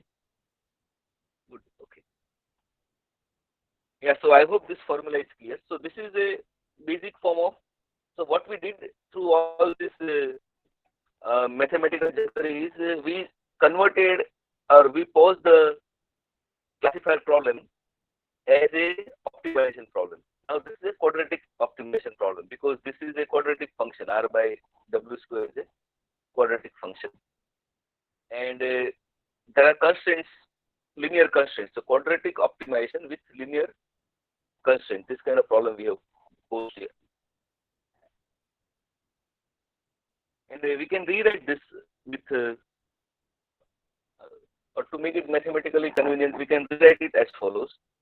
So maximization of 2 by W square is equal to minimization of W square by 2. This we know. We did this many times in earlier courses also. So let's pose it as a minimization problem. And second thing is, so these are two different equations, two different constants. One is Wx plus B is greater than or equal to 1 if y equal to 1, and Wx plus B is less than or equal to minus 1 if y equal to minus 1. Can I convert it into a one equation?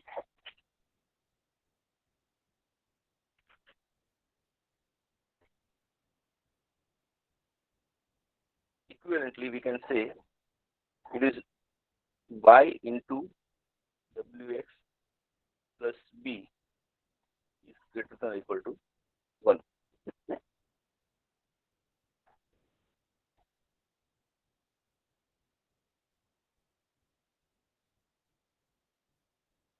Right? Because y is positive if wx plus b is positive, and y is negative if wx plus b is negative.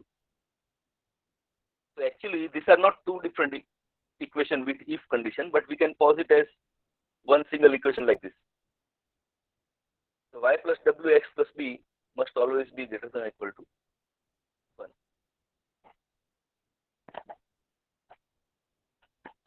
Any questions on this?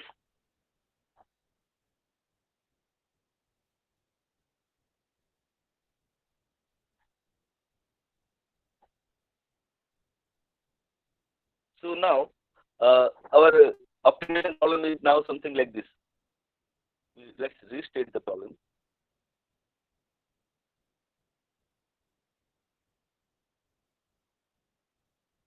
So we want to now minimize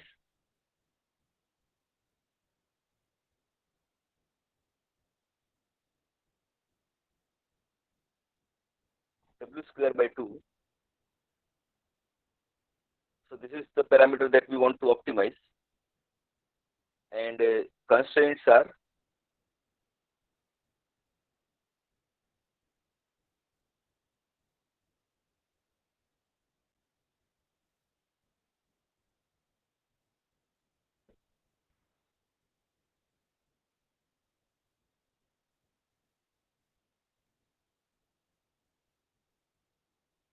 right. So now the problem is something like this.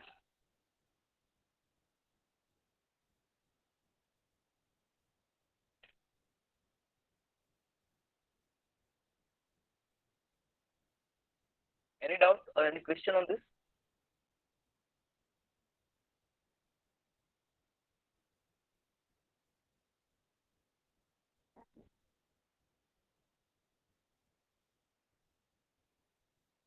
Okay, so now how to solve this kind of problem? So let me shift to. Before that, I would like to hear from you also. Can anyone answer how do we solve this? Have you seen? Have you worked? Have you solved any such kind of problems before? I know we did this for linear functions, right? We did linear programming, and we have worked on the linear optimization and linear constraints. The only difference or only change here is that now the function is quadratic. We want to optimize w square given some linear constraint.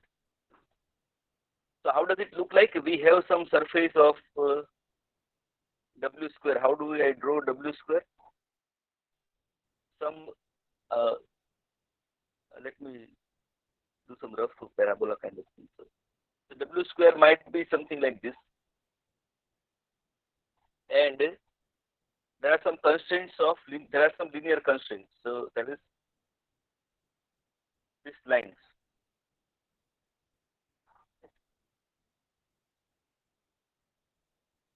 and so on. So what we want to do is we want to maximize this. We want to draw this shape for maximizing w. Sorry, minimizing w. So draw that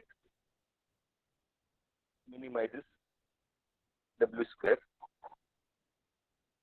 and at the same time these constraints are satisfied. So this turns out to be this tangent surface where the line touches. So where the constraint line touches the objective function, these are the points where the solution of this optimization lies. This is same is the case with linear also, but here the one function is quadratic. That is the only difference. So have you used anything, or have you solved any such kind of problems before?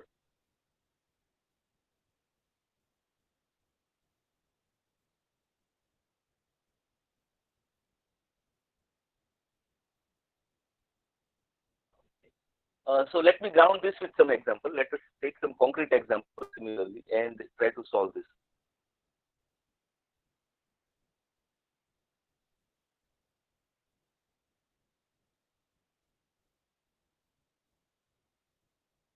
Let's say the problem I want to solve is something like this. F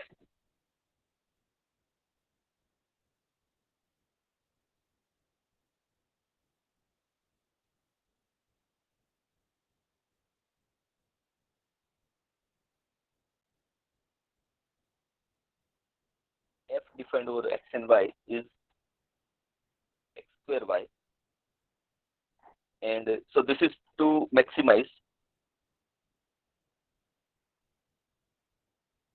and constraint is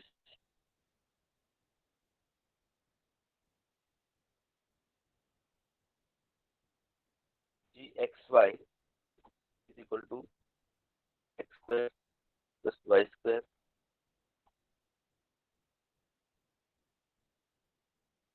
minus 1 is equal to 0. Jamin says we can do second order derivation so that we can find max and min exactly. So whenever you are trying to find extremum, either maximum or minimum, you can take help of derivative exactly. So this is exactly what we are going to do here.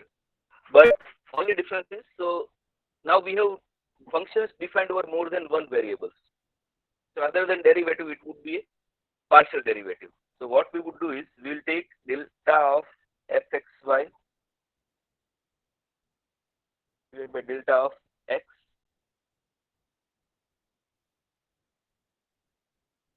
we will calculate this, and we will calculate delta of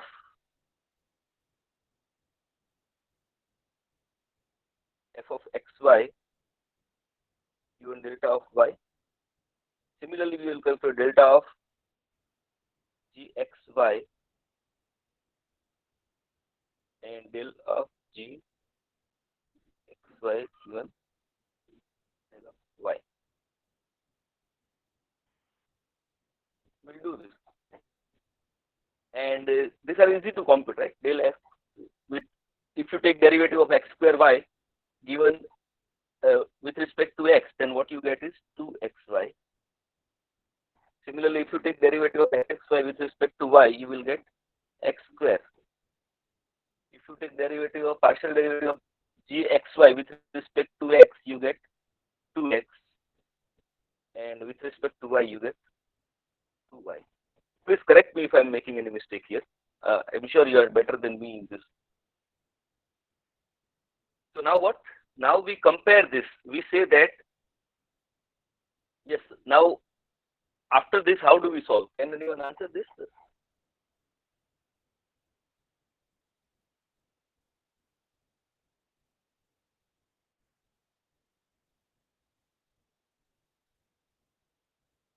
After this, what we say is, what we claim is, and I will be very happy if some of you can tell me where does this come from. If we equate these two things,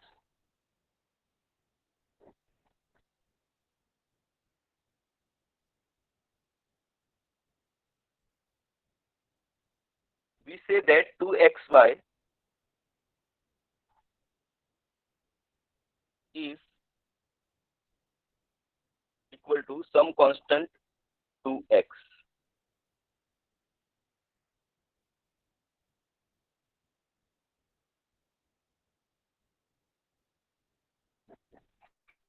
And who would answer this value of some constant?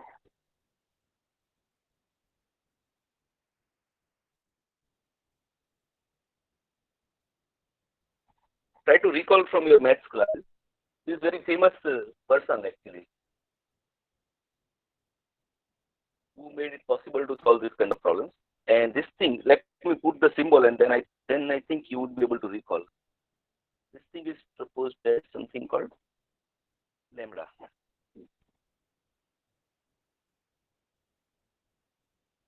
Now, name, please. Who would name this?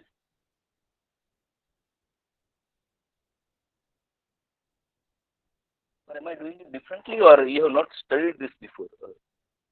let me name this again. This is called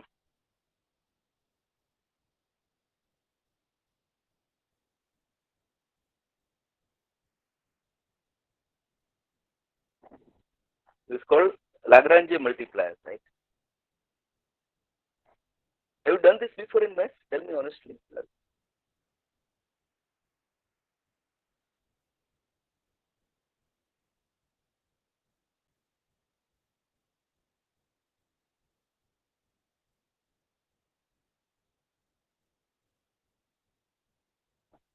Nobody is answering. So, can you hear me again? The basic question. Can you hear me? Or did I lose the connection?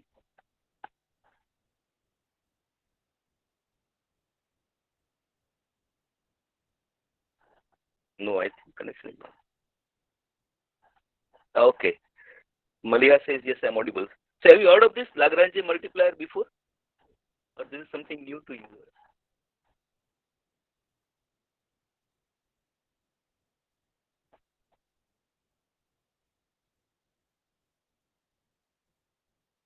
So it's okay if you have not heard this before.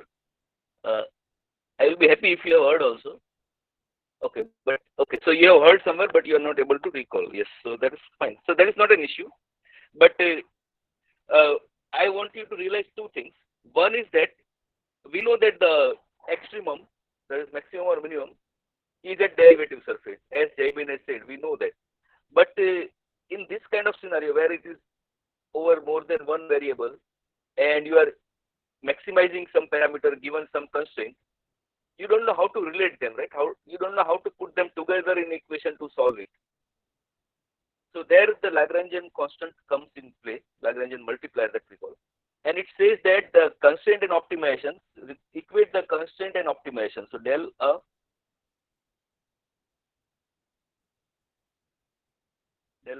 f of xy with respect to del x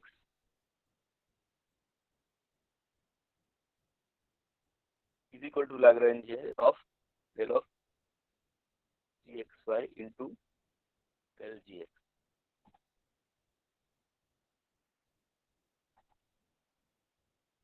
And similarly, del of xy with respect to del y is equal to Lagrangian of del g of xy with respect to del y. So he has shown a way to solve this kind of problems by using a constant. He has proved that this, when you have two functions, one is optimization, one is constraint, you can say del of x, fxy dx is equal to some lambda of del gxy del x. And similarly, del fxy with respect to other variable, and for all variable actually, if there are n variables and for all n variables, you can claim like this. Now let us see how it solves the problem. Let us put this aside. Remember this as Lagrangian multiplier.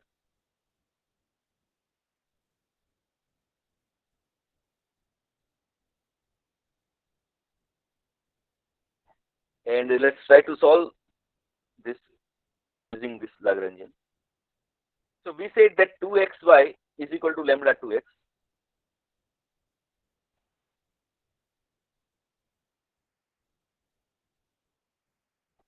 And similarly, x square is equal to lambda 2y.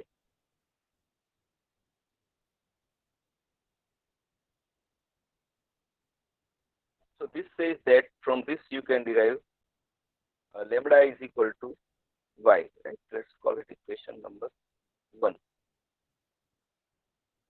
And here we can say that if you put value of lambda here, then x square is equal to 2y square. Let's call it equation number 2. Right? And now let's go back to our original constraint equation, which was a unit circle. X square plus y square minus 1 is equal to 0.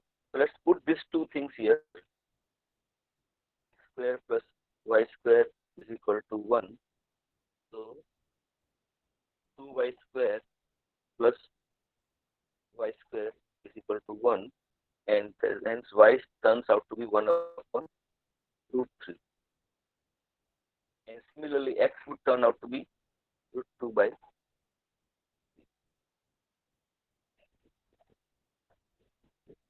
So we got the values that we are looking for thanks to the lambda Lagrangian multiplier. We can find out value of lambda also now because it is same as y now.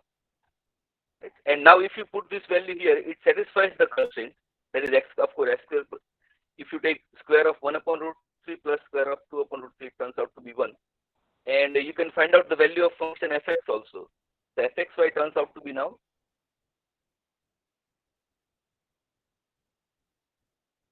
2 by 3 into 1 upon root 3. That is 2 by 3 root 3. So this is the extremum value which satisfies the constraint.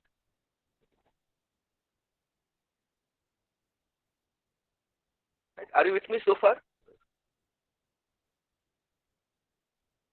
Any questions on this?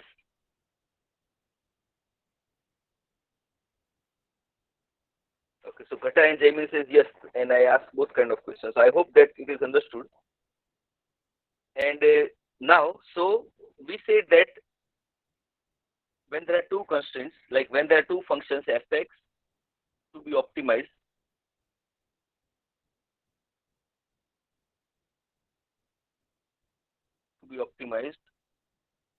and gx constraint,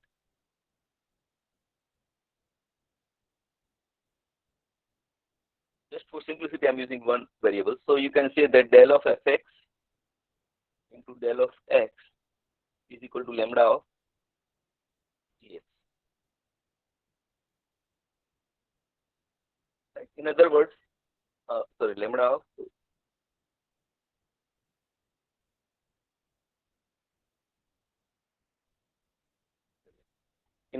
del of fx into del of x minus lambda del gx on x is equal del x is equal to 0. This is the formula that we use to solve this kind of problem. Some people also, so this is one way of doing it, that keep fx and gx as separate functions and take derivative and compare using lambda. Another way of doing it is you can write a Lagrangian function x, which is fx minus lambda of gx. And then you do it something like this, del of Lagrangian x by del x.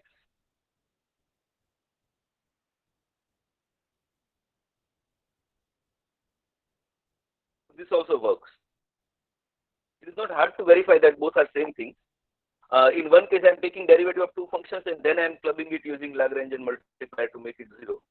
In second, I am first rephrasing the equation and convert two different equation into a single equation, fx minus lambda gx, and then I take the derivative.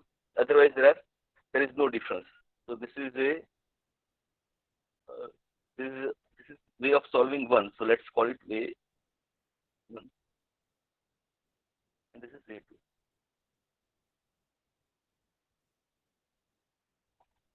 But the important part over here is now these two are part of single equation rather than two equations.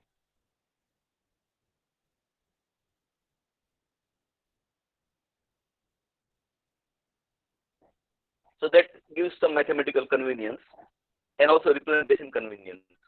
Rather than working with many equations, you can work with single equation.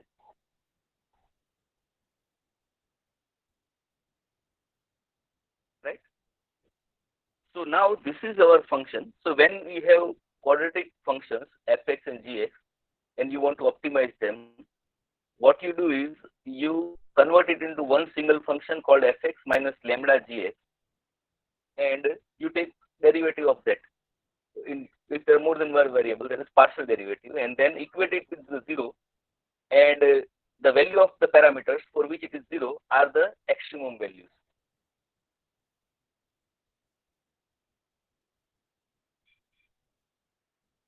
So what we do is convert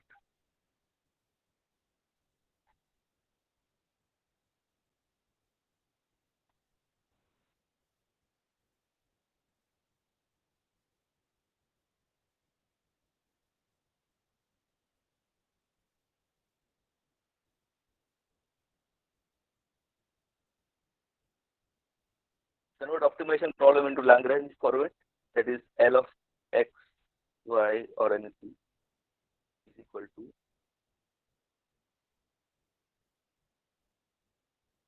minus lambda of,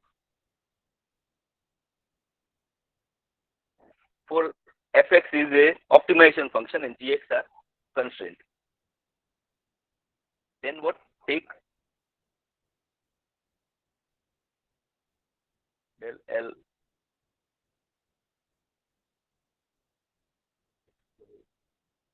by del of whatever x oblique y oblique and equal to 0, and find values of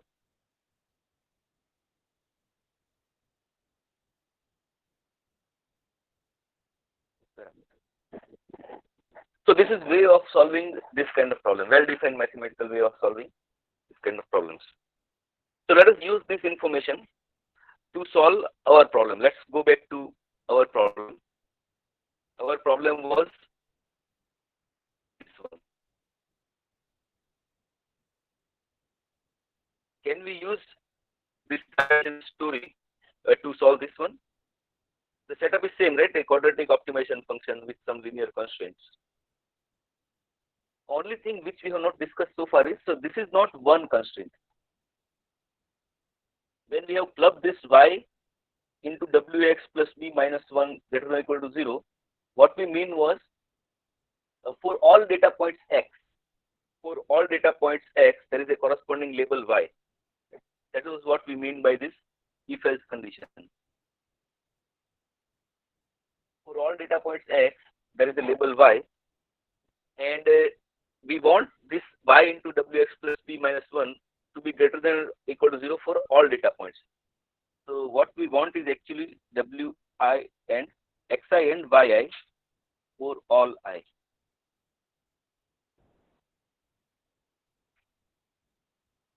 So this is not a single constraint, but it is a constraint. These are number of constraints. And if you recall, we can draw line from every data point passing through the. We can draw line passing through every data point. Right? So if we have this many data points, 3 plus 3 plus 2, 8 plus 8, then we can draw 16 lines. And out of these 16 lines, 2 will be support vectors. But we don't know which are these support vectors, right? This also we discussed last time. So for every line, we have a constraint.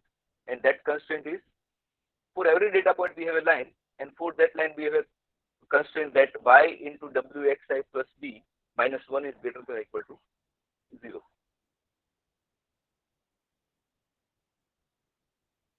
Right? So it will be something like this.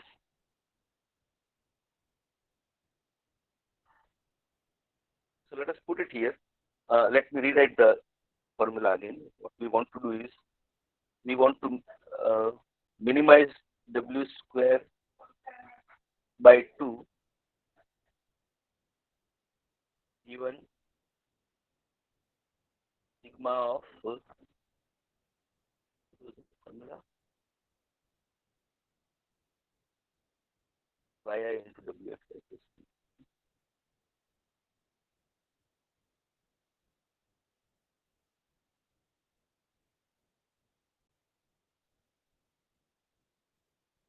For all I.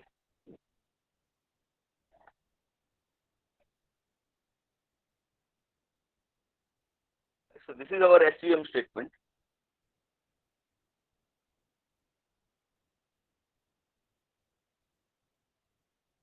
Let us put it in this format. Introduce a Lagrangian multiplier and club these different equations. So now L of, what is it defined over? The parameters tunable are W and B is W square by 2 minus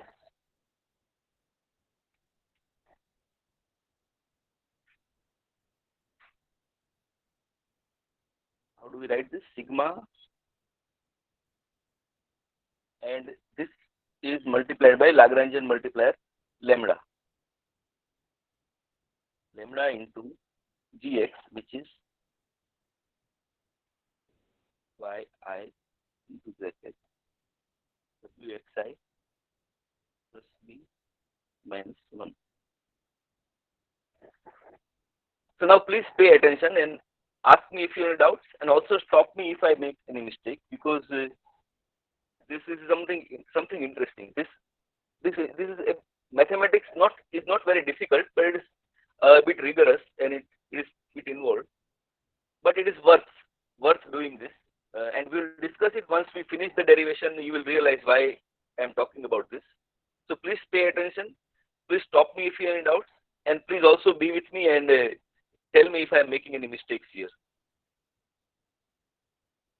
Right? So are you with me here? Quickly, someone say that. Do you agree with this?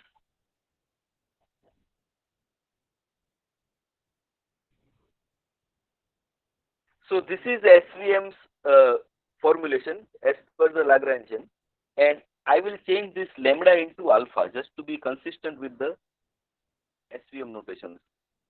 In SVM notation, they call it alpha.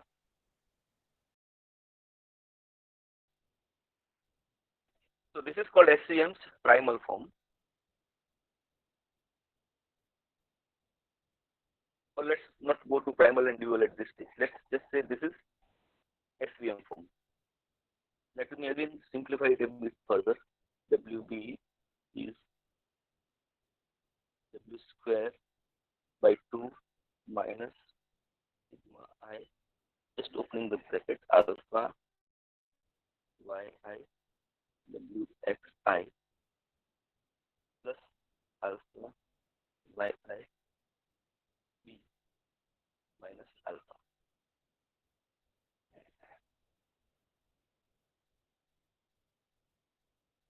And alpha is also for one multiplier for each constraint. And how many constraints are there? Constraint is equal to number of data points. So range of sigma I. So one I for every data point. If you have 1,000 data points, then there are 1,000 linear constraints. One line passing through every data point, as we said. And for every data point, there is one Lagrangian multiplier, that is alpha. So it is alpha I everywhere.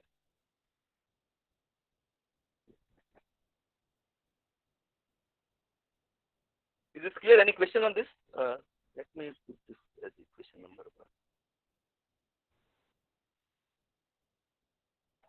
Any questions on this?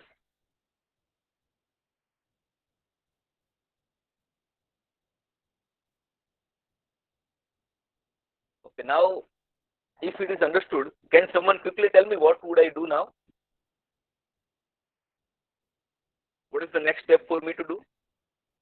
Yes, exactly. So now what we do is we take derivative. As we said, first put it in a Lagrangian format, then take dl by d of all variables, and then find value of parameters. So what we do is dl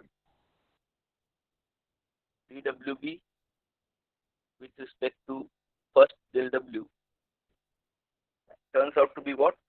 It is not very difficult. It turns out to be w minus sigma I. I will take only those terms where w appears. Alpha I, yi, and xi. Right?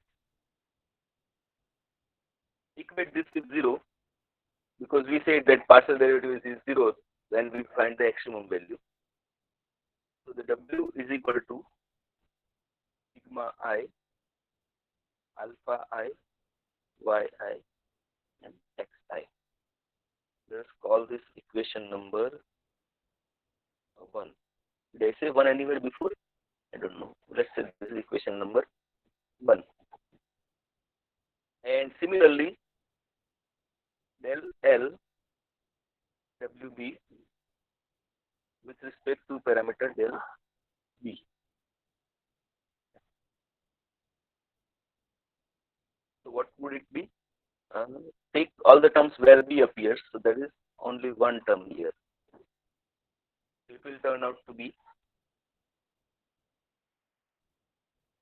minus sigma I alpha I yi.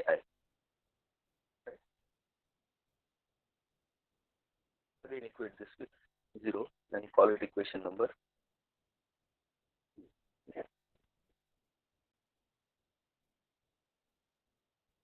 Right? So these two would help us in solving this quadratic optimization function.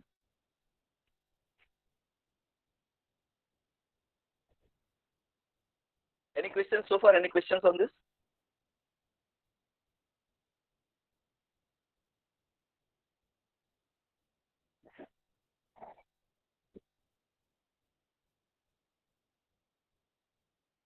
Yes, Priyal says how we take alpha value exactly. So alpha value is the parameters. So what we are after actually we are speaking before we reach there, but what we are doing here is we are moving from W parameter to alpha parameter. So instead of W now alpha would become the parameter, and our goal is to find out the alpha values. So it is not taking alpha value, but we have to find out that alpha value. But we'll reach there. Let me just finish this. So now what do we do is plug in 1 and 2 in, what was our original equation, in A. Let's plug this 1 and 2 in A. So A was what? We have W, so we can put the value of W from here. So one plug is this one. W can come from here. And then we have alpha yi, which we can plug in here and make this 0. Right? So when we plug those values, it will become something like this. L is equal to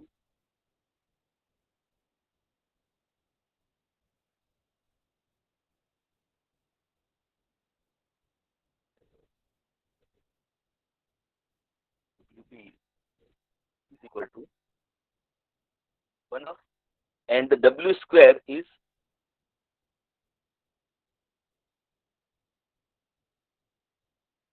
sigma alpha I yi into xi square. But we don't square vectors like this, right? Vector means point-wise multiplication. We need to do point-wise dot product and reach to the square. So instead of this, I should rather write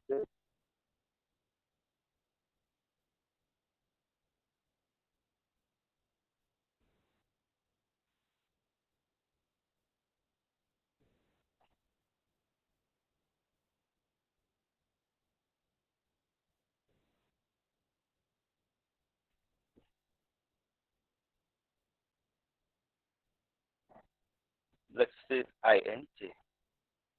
So there are so many xi data points. So for every data point, for every pair of data points, we are taking this multiplication. And similarly, when we plug in this value here, wi, w value here, it will be sigma of alpha I yi xi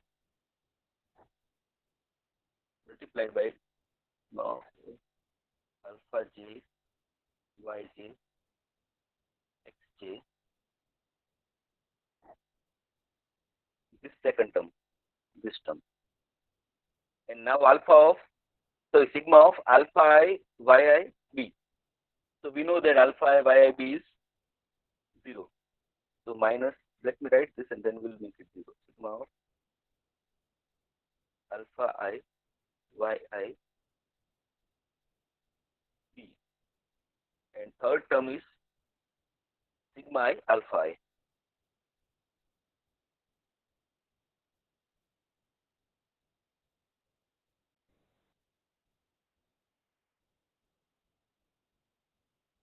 So what I did is I just divided this into 3 equations of sigma, 1, 2 and 3. I divided into 3 equations and I substitute a value of w in the first equation, and this 3 terms appears. Right? So the entire equation would be something like this. Now from here, from the second equation, I know that sigma alpha I yi is equal to 0. So this will become 0. So what I am left with is LWB is equal to 1 by 2 sigma alpha I yi xi for I into sigma j alpha I yi xi minus sigma of the second term, uh, this one. That is again same thing, sigma alpha I yi xi multiplied by alpha I, so alpha j yj xj. The third term becomes 0 and fourth term remains, that is minus sigma I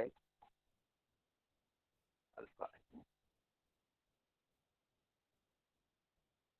Now if you notice, these two are same thing, right? This equation and this equation are same thing. It equivalently turns out to be w comma b minus 1 by 2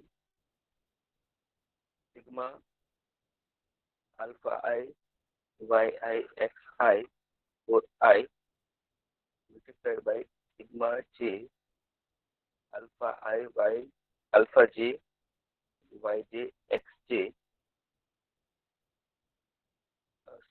I think this is plus. When we expand this formula, this becomes alpha I becomes positive, right? This is positive.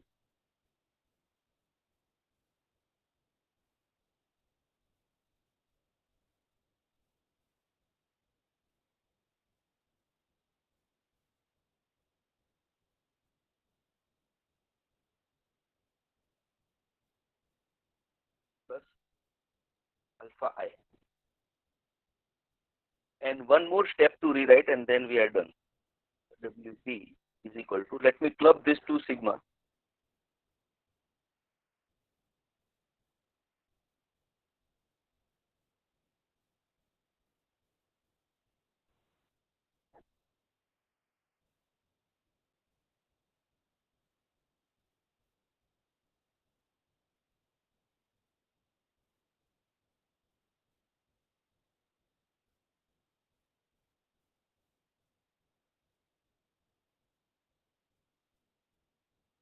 And it becomes something like this.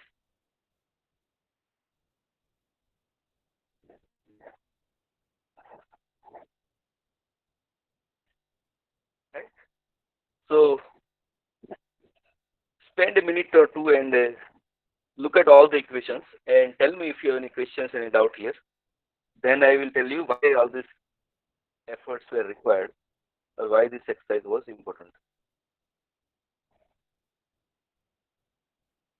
So finally we reach here.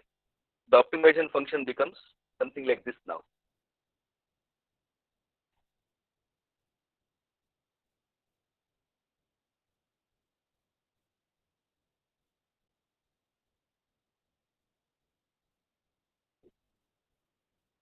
Any questions? Okay, then let me tell you why this exercise was important. So what does it mean now? Every entire equation now boils down to this.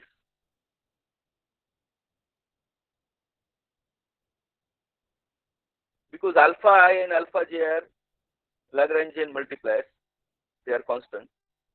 Yi and yj can be either plus 1 or minus 1. So only values that you are seeing is xi into xj. And what does it mean our data set? Xi and xj are. So every pair of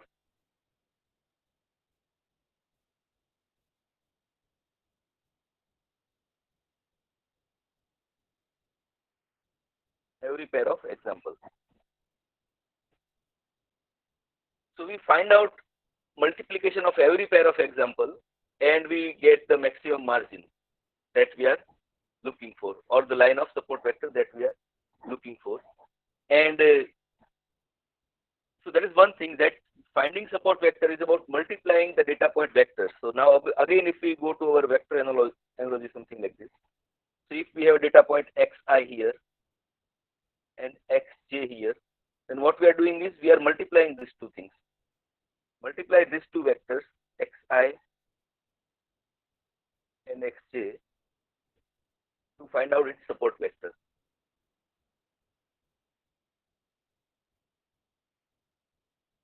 Right. Does this make sense? So this is actually what is what this entire mathematical formulation tells us, that this quadratic optimization problem is actually solved by multiplying support vectors.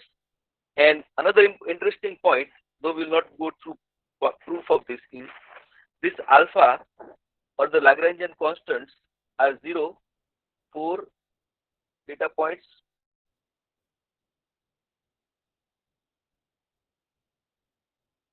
which are not support vectors.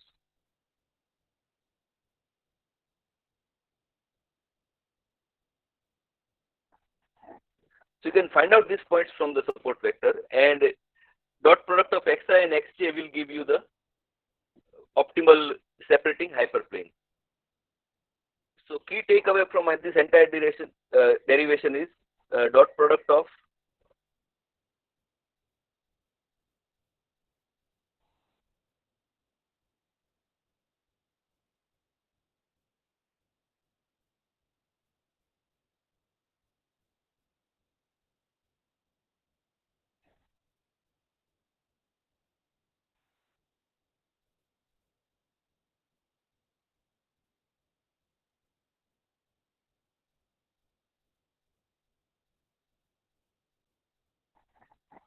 another important observation. I don't know whether you have noticed it or not.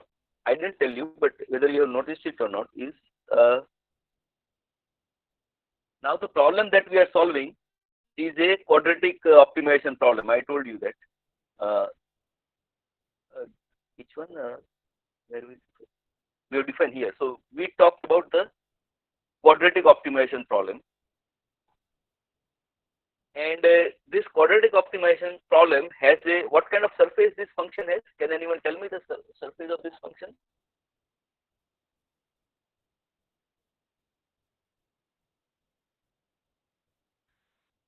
This is a convex function, right?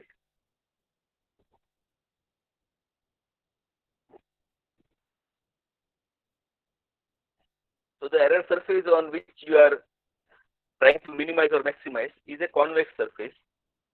So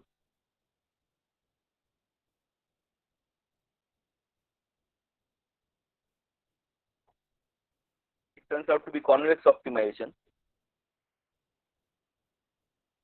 And since it is a convex surface, the minimum or maximum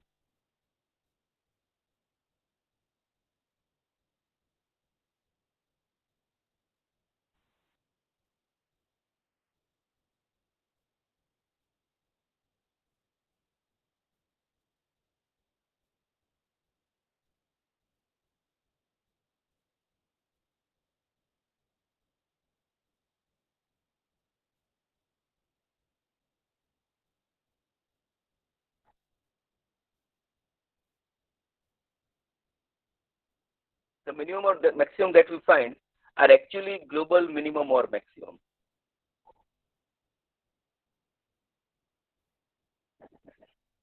So the no problem of local minima like neural networks or regression or something, but you always find out global optimal solution, global minimum or maximum, and that is only by multiplying the xi into xj.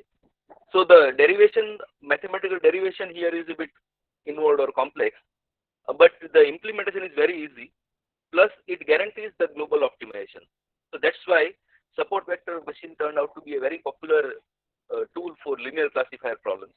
And actually, this is not very old algorithm. This was proposed somewhere in 92, 93. The support vector machines came up in 1992, 93. It became popular in 94, 95. And then there are so many support vector machine libraries like libvsvm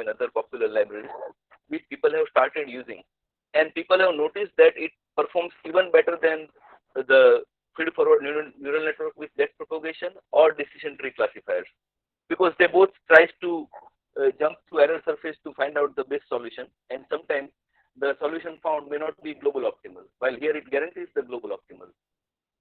So actually the support vector machine was most used algorithm for linear classifiers or discriminative classifiers.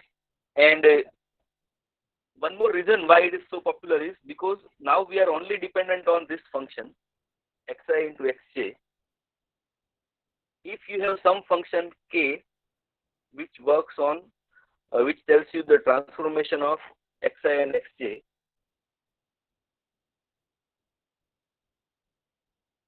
something like this, xi and xj is equal to phi of xi into phi of xj, where phi is some transformation function.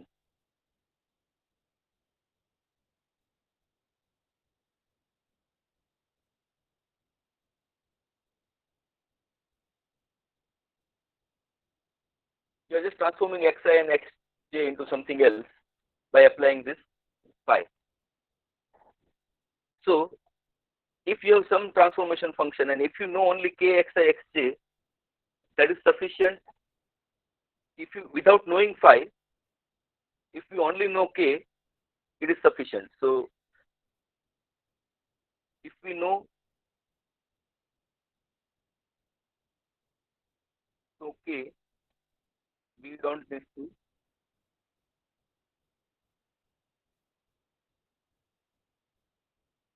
define, or we don't need to know phi, define or know phi. So if you know some transformation where, if you know some function k which defines dot product of transformed xi and xj, you can plug that function into our formula and you can replace this xi xj with, you can replace this xi xj with any of this phi xi into phi xj. In other words, this is k of xi xj. This has many advantages. This makes HVM scalable to nonlinear problems also, but that we'll talk next time. For now, remember that this K stands for something called kernel.